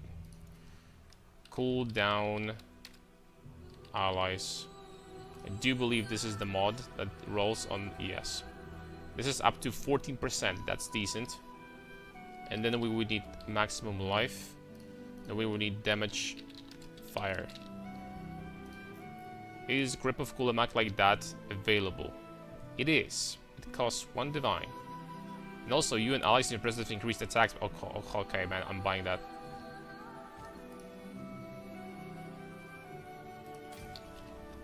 Okay, this ring is kind of cracked, not gonna lie. Well, we would need to divine it first. Because the rolls are horrible. But holy smokes, that is a freaking crazy ring right there. I'm not gonna lie. Okay, it's 10%. It's perfect life. It's almost perfect cooldown. It's almost perfect damage and it's low attack speed, which is whatever. Alright, man, I think I'm keeping this. You can get cooldown on diamonds. I know, but it's going to be very hard to like fit in some more jewels into the build.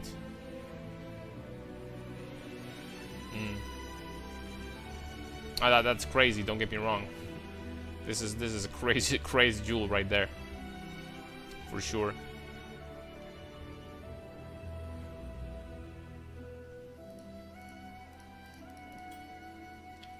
Alright, now since we have this, we would probably have to replace, first of all, we would need to add quality. What will be better, 2% life or 2% damage added as fire?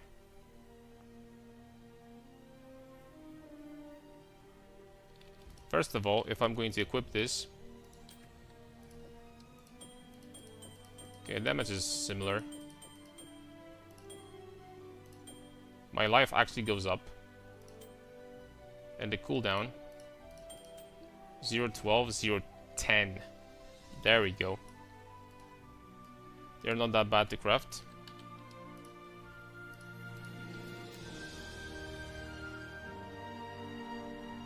Holy smokes, these are crazy jewels.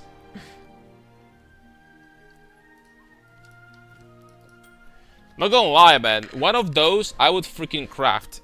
And I would replace this. Here is the thing, I really don't think that adding additional jewel is going to like drop this amount here lower. I really don't think so. I doubt it, as a matter of fact.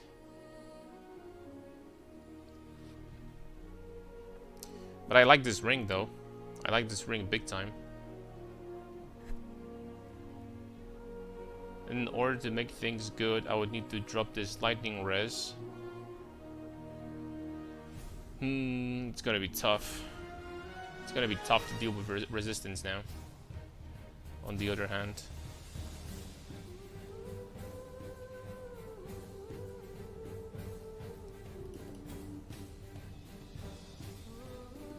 I think I'm trying to force in that cooldown reduction too much. I do kind of want to see how this is going to look like.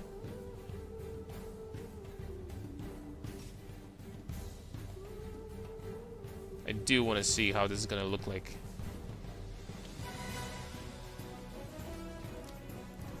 Flux.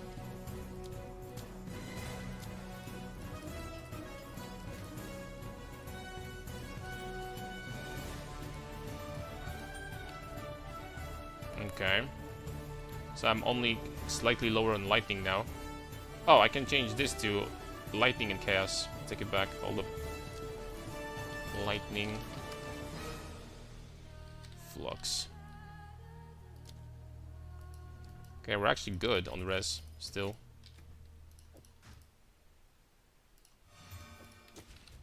Okay, we have perfect lightning, perfect fire, perfect cold. A little bit low on chaos, but I could put like a replace one of those things.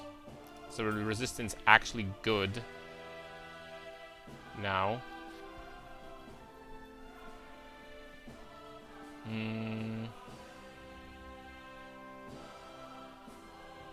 Would probably have to replace this ring later. Okay, let's see. See how the cooldown is gonna feel.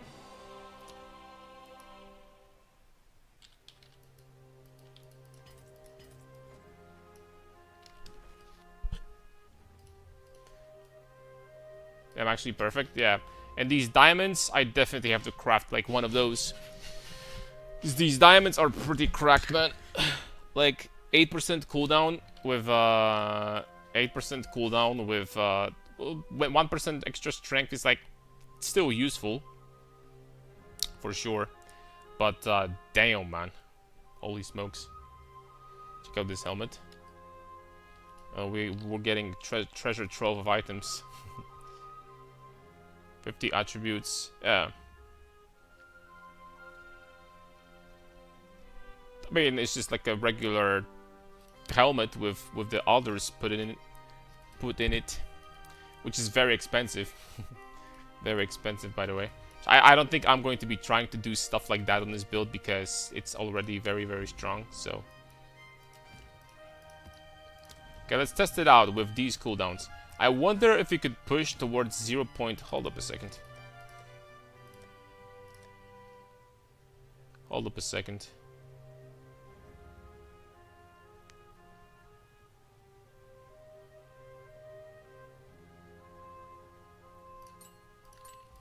Cooldown, there it is. So with this, it goes down to 11.9. I think this is pretty much like, this is as much as you would want. Like, going lower than this is probably unnecessary. I'll be honest with you. Going lower than this at this point is a waste.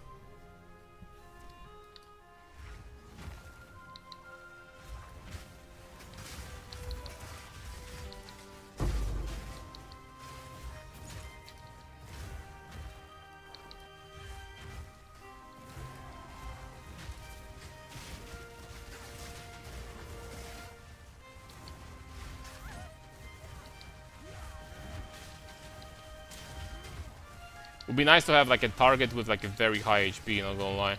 Have to say that on top of that we gained some attack speed. And I guess we gained a little bit of life also. Wait, wait! Oh shoot. Alright, we're making our money back, boys. That's what I'm talking about.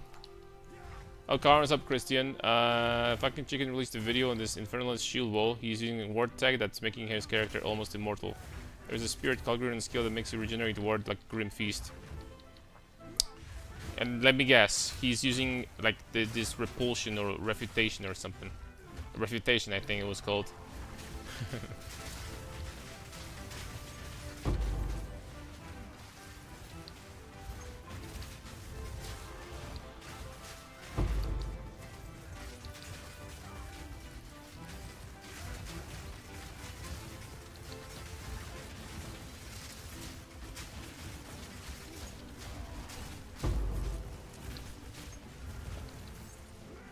Just a brilliant build, reach 7k mana with mana remnants, but build is clunky.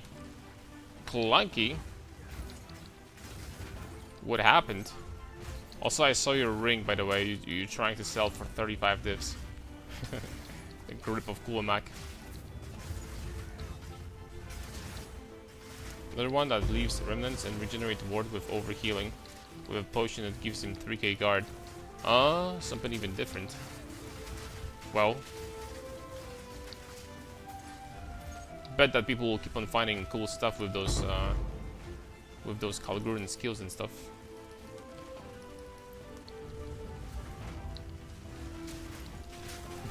I got a different grip, and I think this one is even better. Hey, look at this. It's life, extra damage is fire, cooldown reduction, and attack speed. This one is kind of cool, man.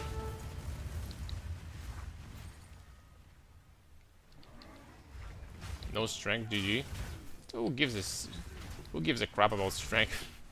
When you have 4 perfect stats, I mean perfect, you have 4 really good stats, who gives a crap? Reduced light radius, yeah, it's really bad. Also, and ironically, this less regeneration, this abyssal wasting on hit, is kind of useful against rogue exiles. Sometimes they constantly regenerate. Not gonna lie, this is not useless. Can give you mine for 0 divs. Nah, I'm good. What am I going to do with this garbage anyway? I'm just kidding.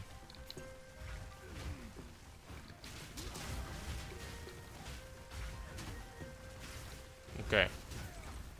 See the Monka S. Where is the monkey?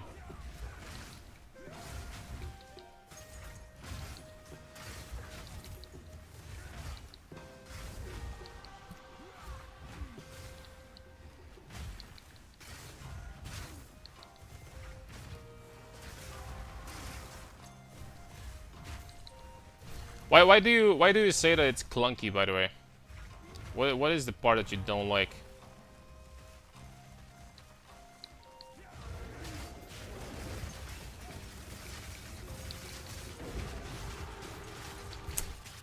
And I don't think I will be able to test the damage in an environment like this. Not gonna lie. Wait! There we go. There we go, making money back. There we go. That's what I'm talking about. Seems in tech for you, hadn't seen anyone use it for cooldown. Hold up a second.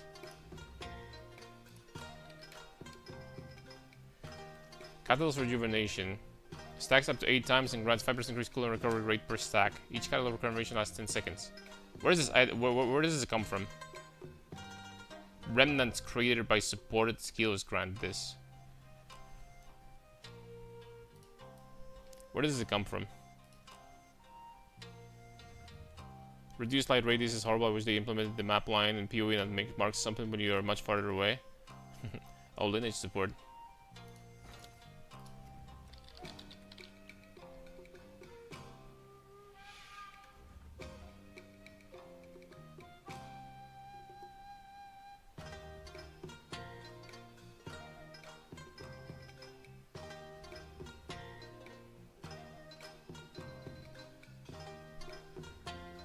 Hato.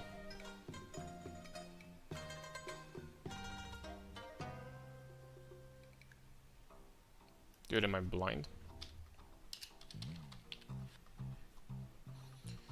We're skill to generate remnants, but like, for this build, it's just not gonna happen. And on top of that, you have to pick those up. It will be alright for I don't know, for someone else, but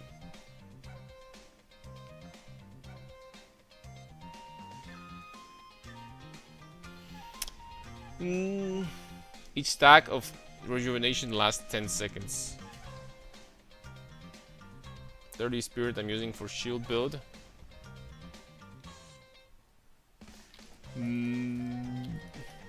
I don't know if something I would use personally. First of all, I don't think that pushing the cooldown even lower, like 0.10 is like... I would really love to like test it against like a tanky boss. Like tanky boss actually. Maybe we're gonna just go ahead and do Zest. Hold up a second. I wish that Zest was cheaper, wasn't as expensive as it is now. Because Zest was always my like sponge for damage in the past. But let's get a sack, boys. How much are a single sack? Holy smokes, it's 5 divs. That is a lot.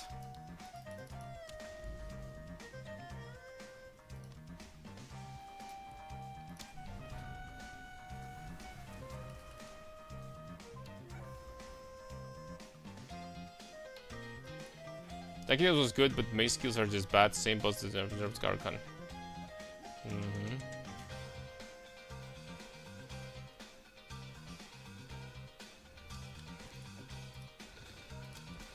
Also, I did this Zest like 3 times already. He dropped nothing every single time. There is probably a reason why these are so expensive, right? You tried Delirious content, 200% deli? Yeah. This build should be able to do it rather easily. As long as you don't overstack damage mods on your map. 1 damage mod or 2, it's gonna be fine.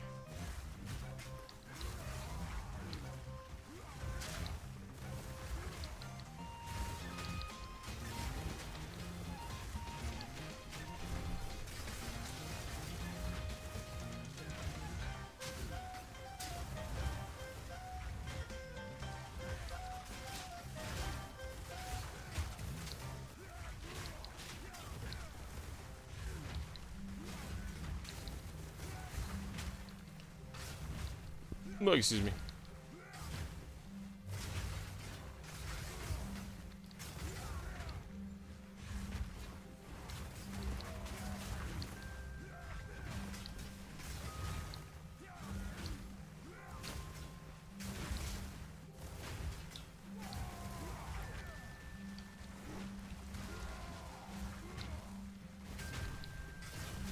It's kind of ironic because the mana stacking build that used like this, you know, two-handed mace, I wanted to do that too.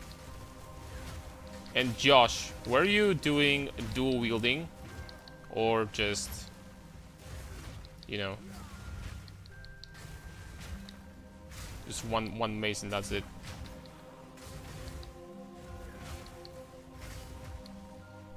So I think there is a way to make this build good, feel good. Just gotta dual wield.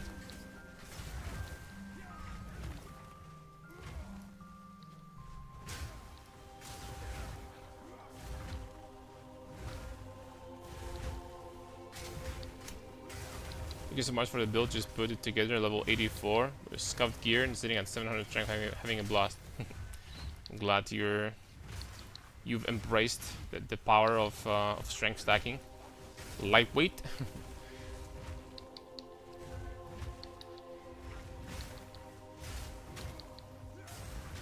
That's what I'm talking about.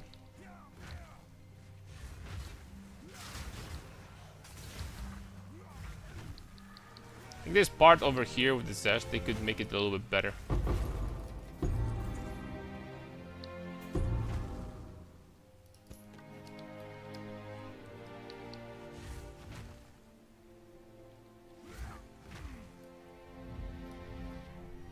Okay, let's see.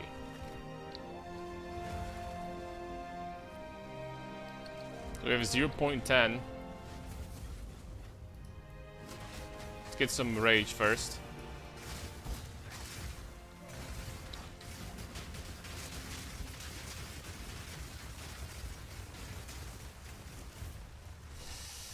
I mean, he kind of popped, but was investing into until like 0.10 at the end of the day worth it? Wait! That's a lot of freaking balls per second for sure. Dude definitely popped. On top of that, we got a support gem, which is potentially decent amount of divine orbs. At least I hope so. I think these things from Zest should be all of them should be expensive. Chaos damage also 40% cold as extra chaos. This will be pretty powerful on. This will be even pretty powerful on the build that I want to do. Ooh, 44 divs. All right, I didn't think that's gonna be that much. That's what I'm talking about. We made up for the loss of, you know, crafting the boots before. We made it back to 100 divs. So I'll take that. I'll take that to the bank. Oh, this even is worth something. Look at those additional 20 exalted orbs. Heck yes. Big. Let's sell it for 18. Okay, we got remaining 2 passive points for breach.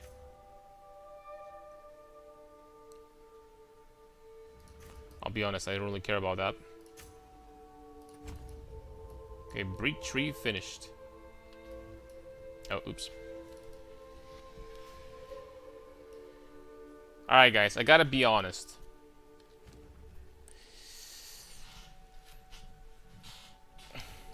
I kinda want to start theory crafting the mana stacker. How much is Magebud? Probably around 500 divs now. I don't know if it's going up or maybe started going down a little bit, but let's see. How much is Magebud? Utility belt. Corrupted? No.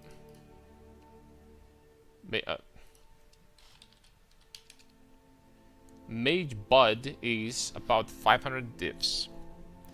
The one that you see over here is probably more than that, I'll be honest.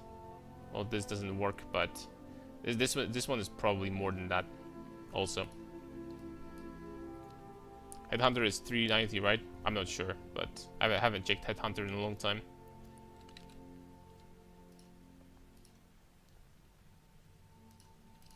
It still freaking sucks that we couldn't get, like...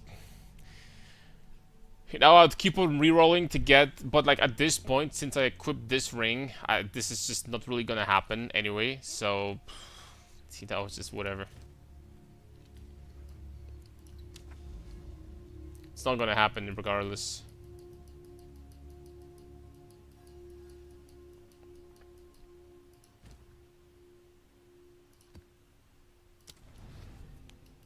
Oh, I didn't have tablets anymore.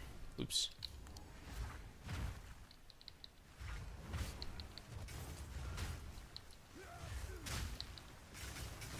Yep, Magebud is quite expensive, as it should be. I'm really glad, really glad that they made Mageblood really strong, just like it is in PoE1. I was afraid that after they gutted the ritual belt from 0.1, after 0.1, you know, the Mageblood is gonna, we're just not gonna allowed to have like a very strong chase belt in this game, but thankfully they made Mageblood very strong. You know the reason why Mageblood is even better, I think, in PoE2 than it is in PoE1? It's because in PoE2, in PoE1, you have really insane rare belts. Rare belts in PoE1 can get very ridiculous. You can get rare belts like, I don't know, like 18% strength plus 70 strength plus some other useful stats. For stat stackers are very strong. For other classes are very strong. Abyss belts are strong. There's so many freaking belts that are strong. PoE2, not so much, man. Not so much.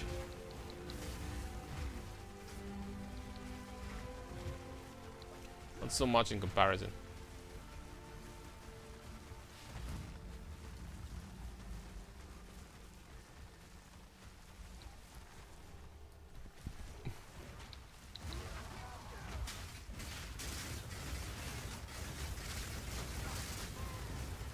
Damn, that's a lot of balls. Wait! Man, like, maybe it's time to like legitimately start doing like a boss juicing farming strat. Not gonna lie. Maybe it's time. These bosses have been dropping divines left and right, and they're like not juiced at all. So imagine a juiced one.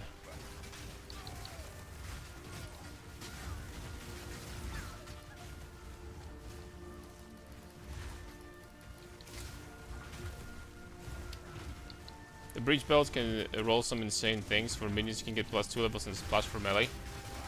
Minions? What is that? I've never heard of it before. I'm sorry, like, it's just like a theme at this point in the stream that every time I hear something about minions, I'm like, I have to be talking shit about minions, man. It's just in my blood at this point. For minion builds, perhaps the new breach stuff that they added, it's pretty crazy. Am I going to ever play a minion build in Path of Exile 2? You know, I can't say with certainty, but it's kind of unlikely, not gonna lie. Chances are not very high that's gonna happen.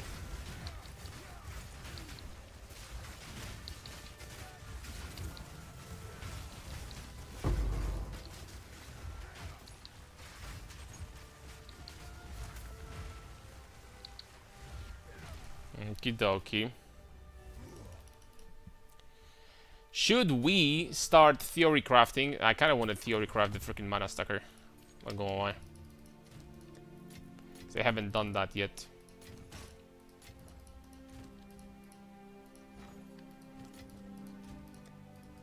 And we did make some currency just now, so I have some, you know, budget if necessary. I could use something. Hello, you will update this build in PoE or Ninja already. Sorry for the question, just subscribe unto you and thanks for your builds. Yes, I think that today is going to be the final update, and after that we're going to move into a different project. It's like the build works perfectly fine, so I was playing Disciple of Varashta. It scales with minion stuff, but you play like a normal spellcaster. I haven't really experienced with this class much so far. All right, guys. Here's the question: what is potentially how strong does the surround stuff make you? Insanely strong. Like, look at these notes, right? Look at these. This is like, of course, this is boosted by the time lost at the same time. But look at this. This is 42% attack damage, 3% fire pen, 5% armor. Small node. Small node. Same thing here. This is 55% armor. Small node. This is 2 times stronger than a notable, and this is a small node. Same here. 2.5 region. 20% attack speed. You know what I'm saying, right? You know what I'm getting at. Here we have what? Movement speed, dodge roll distance. Here you have rage. All of these generate rage. But here you have 100% damage. Here we have again 42, 3, 3. It's like surround tech is very, very powerful. It's not always up. It's only up when you're like next to a monster that's like 4.5 meters away from you. But it's up almost all the time, so almost all the time. Alright, so when it comes to mana stacking in this freaking game, first of all, I'm going to go over mana. Not mana. I'm going to go over something I wanted to check for a long time.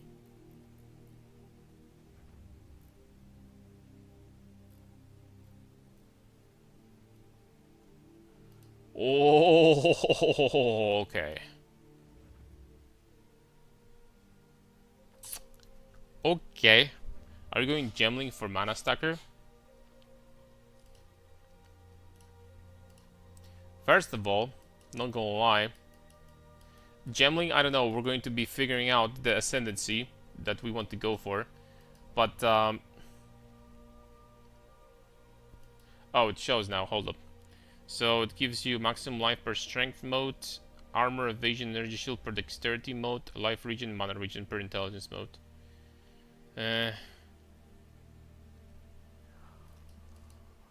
I'm not impressed. Does Gemling have anything? Does Gemling have anything that would give you like a bonus for mana stacking apart from this? Apart from the bonus that he gets from intelligence?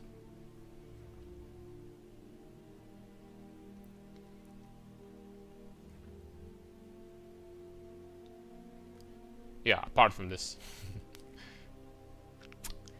Because I mean, you still take this, and I'm assuming you take this, right? This, you cannot not take this. It's like a guaranteed. Just that. I don't even know like how I would want to. Because I was thinking about it, but I didn't like really theory craft much. So first we would need to start from the very scratch and figure out what class we would want to use. First and foremost, Shaman. This dude.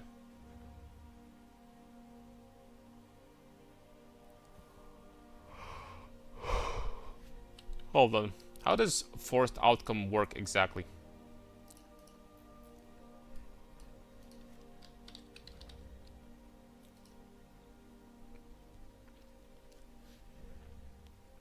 Guaranteed the hit becomes a critical hit by reloading the critical chance until it succeeds. The hit has less critical damage every time it's rerolled. 30% less critical damage bonus for each time was rerolled. I see. So you can very easily get to the point where you still need critical hit chance, right? You still need to have like a, I don't know, 50% crit or something with this.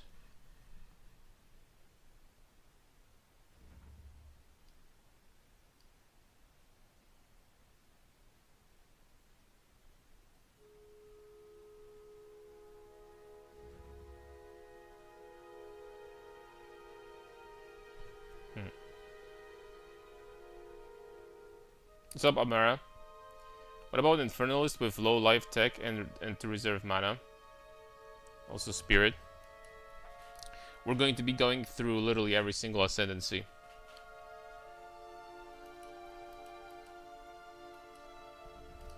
First of all, mana. So this is mana cost efficiency. It's mana regeneration. Mana.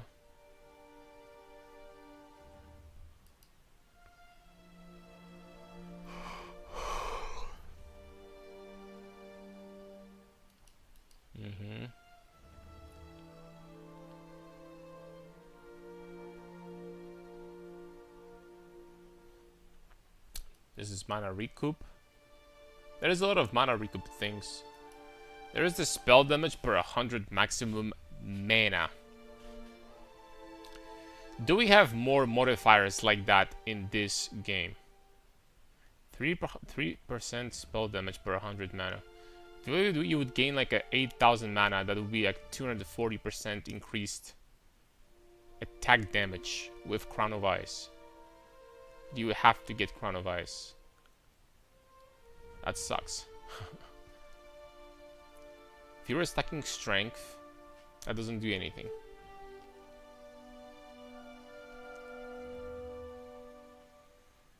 %8 increase maximum mana, that's big.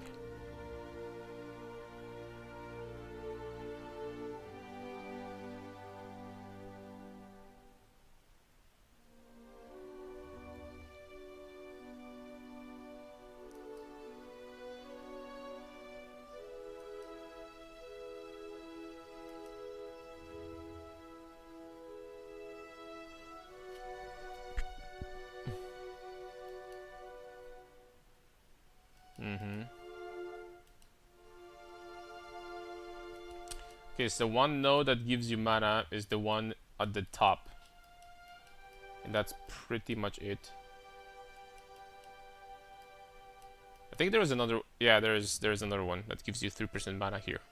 That's pretty decent too.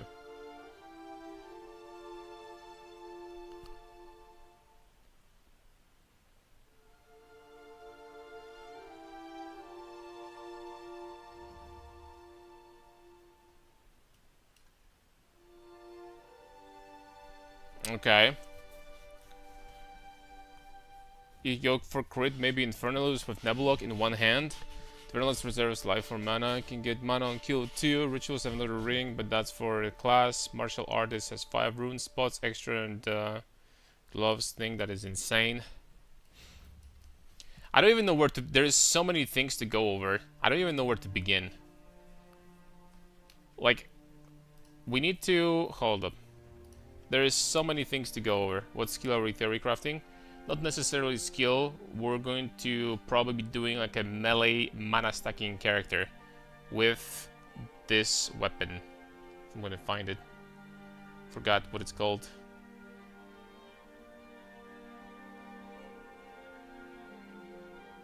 Twisted Empyrean. This weapon is, in my opinion, pretty freaking insane. Pretty damn insane, not gonna lie. And it can only be made better. There is rune forging that, for example, gives you this implicit, which is freaking ridiculous. Because that means that every single hit that you hit somebody with, they instantly get frozen. That'll be very powerful for Herald of Ice, right? That'll be very powerful for Herald of Ice. Now, I am going to be a classic warrior player, and I'm going to think about Titan as always. But there's no point. There's no way that hulking form is. There's no way, man. The problem is that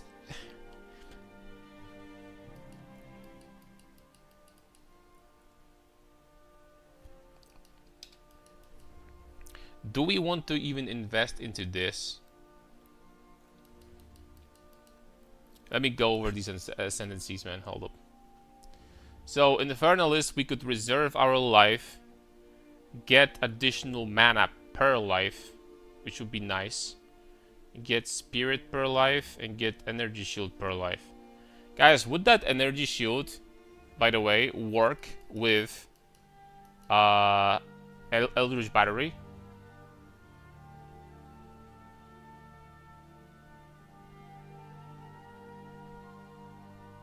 Does this maximum energy shield count towards this?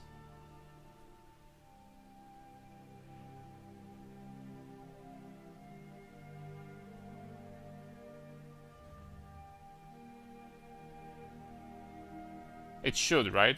There's no reason why it shouldn't. So at this point, you will be permanently on low life. If you reserved 75% of your life, which means that that's already very strong. That's already very strong. There's a node that gives 50 more crit damage. That's why it's insane. Yeah, but it was very little. I mean, that would be like, if you could stack 5,000 life, that would be like 600 energy shield. Then 200 spirit, what the hell? And about 800 flat mana extra. So you'll be scaling with maximum life, you'll be scaling this and this at the same time.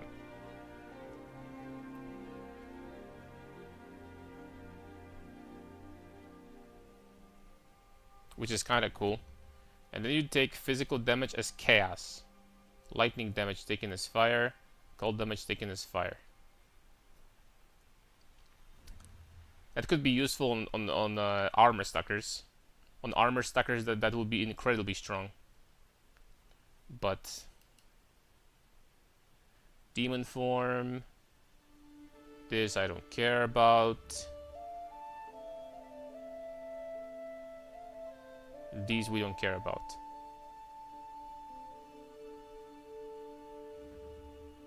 I mean, this actually is pretty strong. Take it back. Beam ignited when you deal a critical hit, taking 15% of your maximum life energy shield as fire damage per second. I mean, you can be immune to ignite extremely easily. This is 50% more critical damage and bonus for 2 nodes. That's kind of insane, actually. It's kind of crazy. This is also strong. Alright, so one potentially decent option is doing this, right? It's doing Infernalist with life stacking. This way we'll be getting spirit, we'll be getting, you know, crazy amount of life also, crazy amount of mana, and even more mana from this.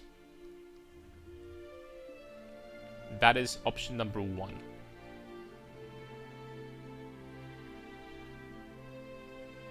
The good news about doing mana with a build like this, what I'm trying to do, is that we have mana leech, because we're going to be an attack character, which nobody does in the game, right? Because all the mana characters are spell characters. So if we're doing attack, we're actually leeching mana. And there's a support that allows you to leech mana, even if you're doing elemental damage. So that's even freaking better. So that's great. This dude...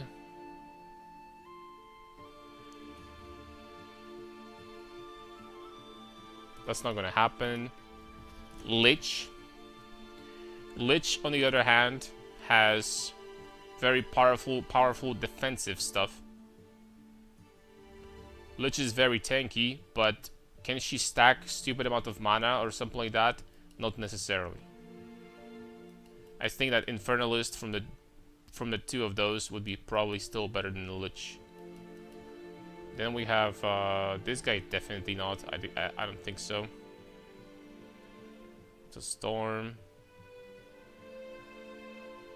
I don't think that's gonna happen.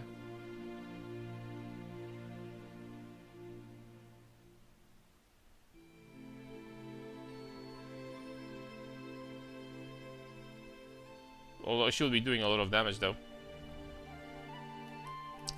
Chronomancer has this one ability that's crazy. Oh, you only need 2 points for that. You're kidding me. You only need 2 points.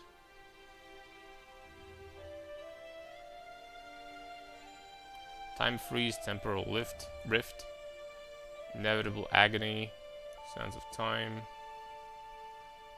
Okay. And then Varashta.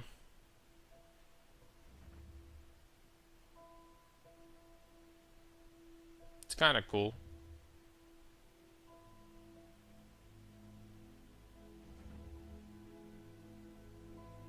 Wow. Non-unique timeless jewels at 40% increased radius. Huh. She can get some gargantuan radius from those.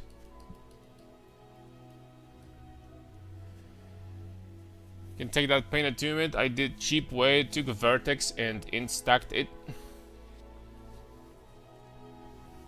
The reason why, I mean, this is not gonna work that well, because if I want to be dual wielding those, we need to get strength. If we want to get strength, and if we want to be dual wielding those, we need to get Giant's Blood, so we lose HP. So Infernalist to me is kind of, I don't know if these values are high enough to begin with for me to. The amount of spirits she gets from that is freaking insane, but these are, man, like you can get like 300 mana on the Breach Ring. This is already like, I don't know.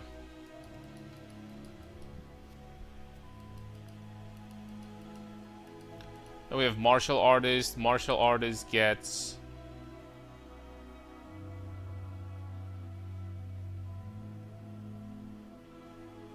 but this is incredibly good. For 2 passive points, this note is very, very good, in my opinion.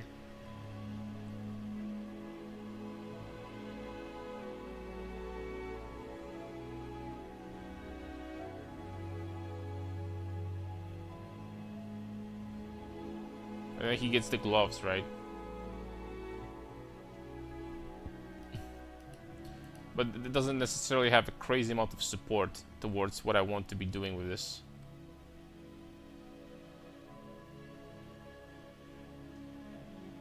This guy, no. Chunk? Freaking chunk, fellas.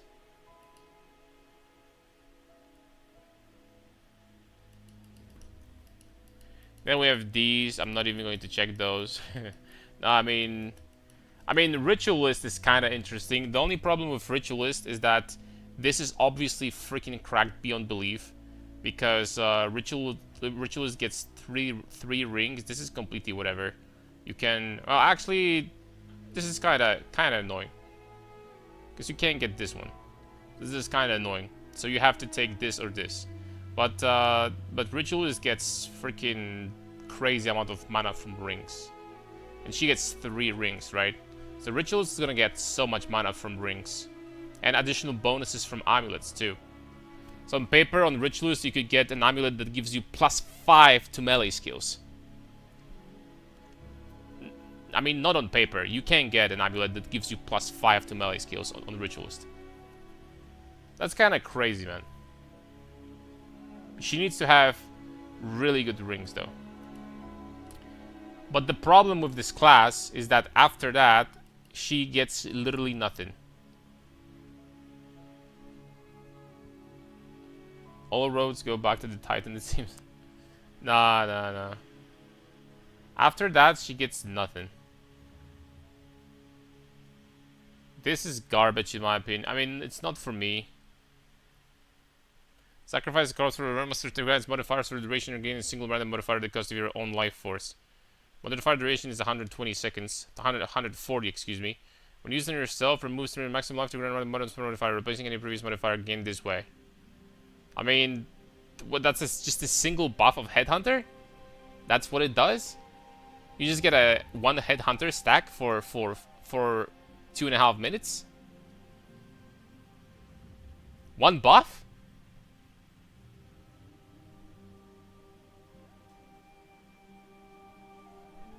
Dude, that's ass. That's gotta be ass. This +1 charm slot? What do you need that for, man? You get 2 by default. Instead, consume 20% maximum mana to grant charms with insufficient charges. Oh, I mean... Come on, man. What about this guy? He gets like a shitload of spirit. This doesn't work on you. And he gets the defensive stuff. And that's it.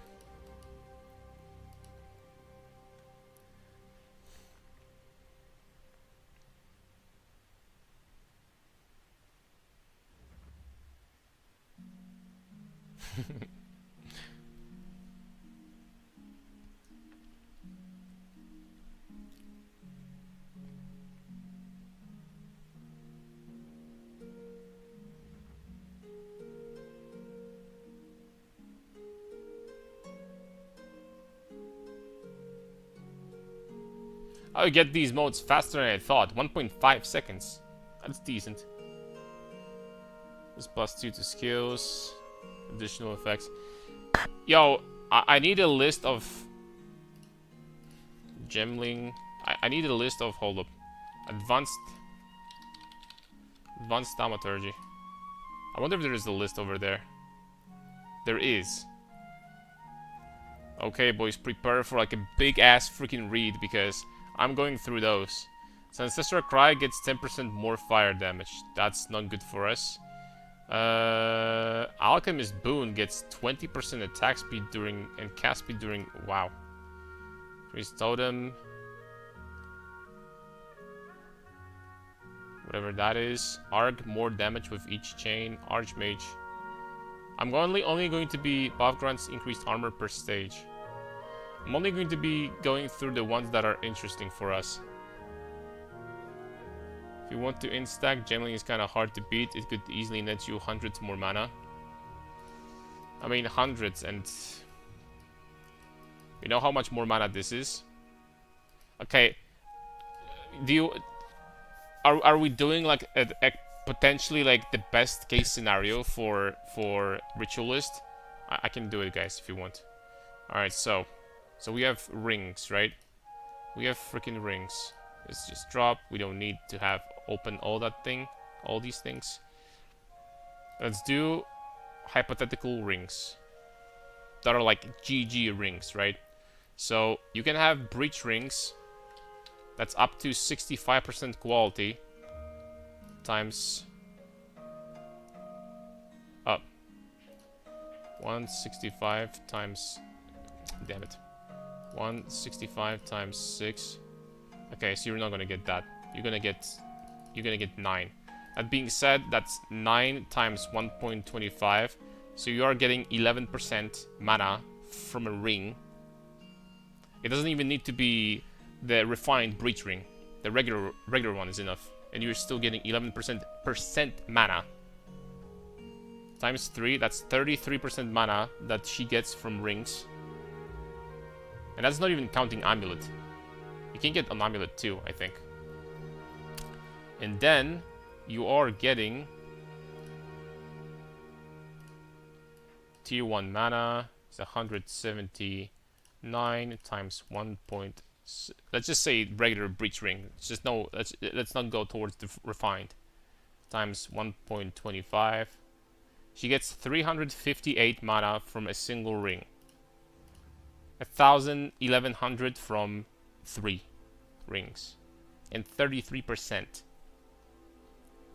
I'm gonna tell you right now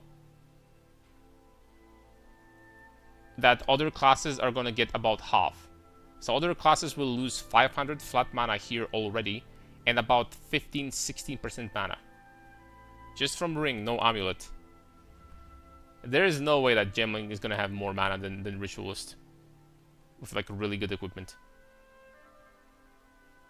No shot. You sure a Pewee Ninja? Yes.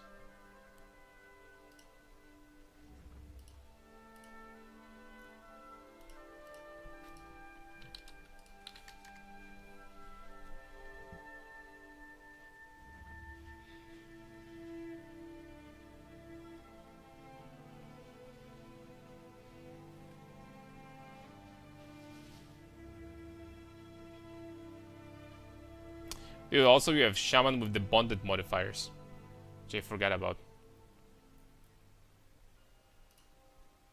What about amulets? She also gets 25% increased effect of amulets too. So let's take a look. So here you are also getting 8%, which is going to be, yeah, I mean she just gets a lot, dude. She gets a lot of that mana.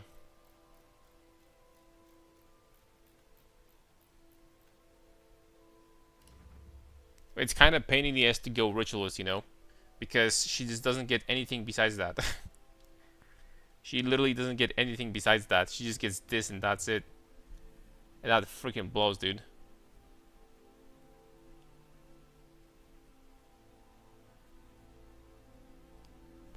I am not a big fan of this.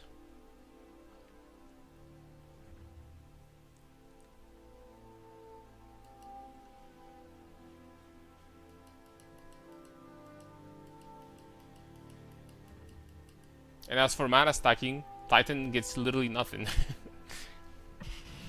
Titan gets nothing with mana stacking. Hulking Form is gonna give you some like pitiful amount of extra mana, and that's about it. So on top of that, you get strength, and here you get also nothing. It's good for defenses, but yeah, when it comes to mana stacking, Hulking Form is not gonna work. So that's out of the question. None of these guys can do anything with mana, really. What about Shaman? Hold up a second. Like, first of all, let's just keep on going over these. Like, really quickly. So more physical damage on Armor Breaker. Attrition. Berserk gets... Oh! Plus 8 maximum rage on Berserk? Oh. Blood Hunt. Bone Shatter gets insane radius. Like, insane. Holy smokes, that is some crazy radius. Holy moly. Like, seriously. How much quality can Gemling... How much quality potentially can you stack on Gemling, like, realistically? You can get Anointment with plus 5, and you can get plus 6 from the tree. So it's like 31%, right? 31%, realistically. You can get up to 40%, but is it like... Do you need to like break your neck to get there, or is it like doable? How much is Dialas? That's only on one skill though. It's expensive. It's 5% on one skill though, so you know. Amulet needs a modifier, and body armor needs an idol.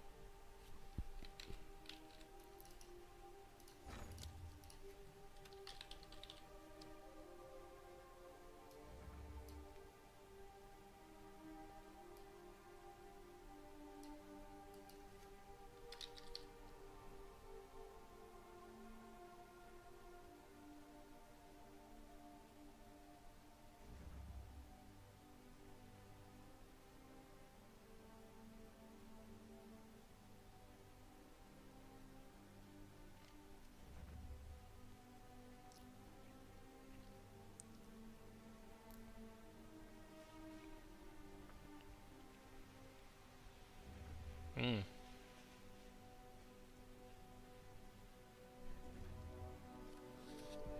31 is pretty achievable. Yeah, 31 is easy. You don't need, like, on the Ritualist, the Blood Boil stuff and Life Regen per missing life, because then you can do Mind Over Matter and make all your skills lifetime and increase the region from Wildwood resistance. I haven't been thinking about it yet. There's, like, so many things to potentially go over that it's gonna take a while and a half to theory craft this thing. Let's see the qualities on this guy first, because Gemling is an option. It is an option for sure. There is potential when it comes to Gemling, for sure. So we have Combat Frenzy, we have Comet, Conductivity.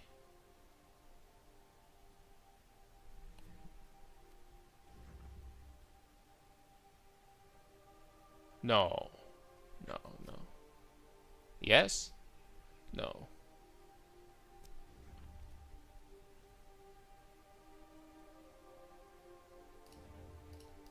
Hold up a second.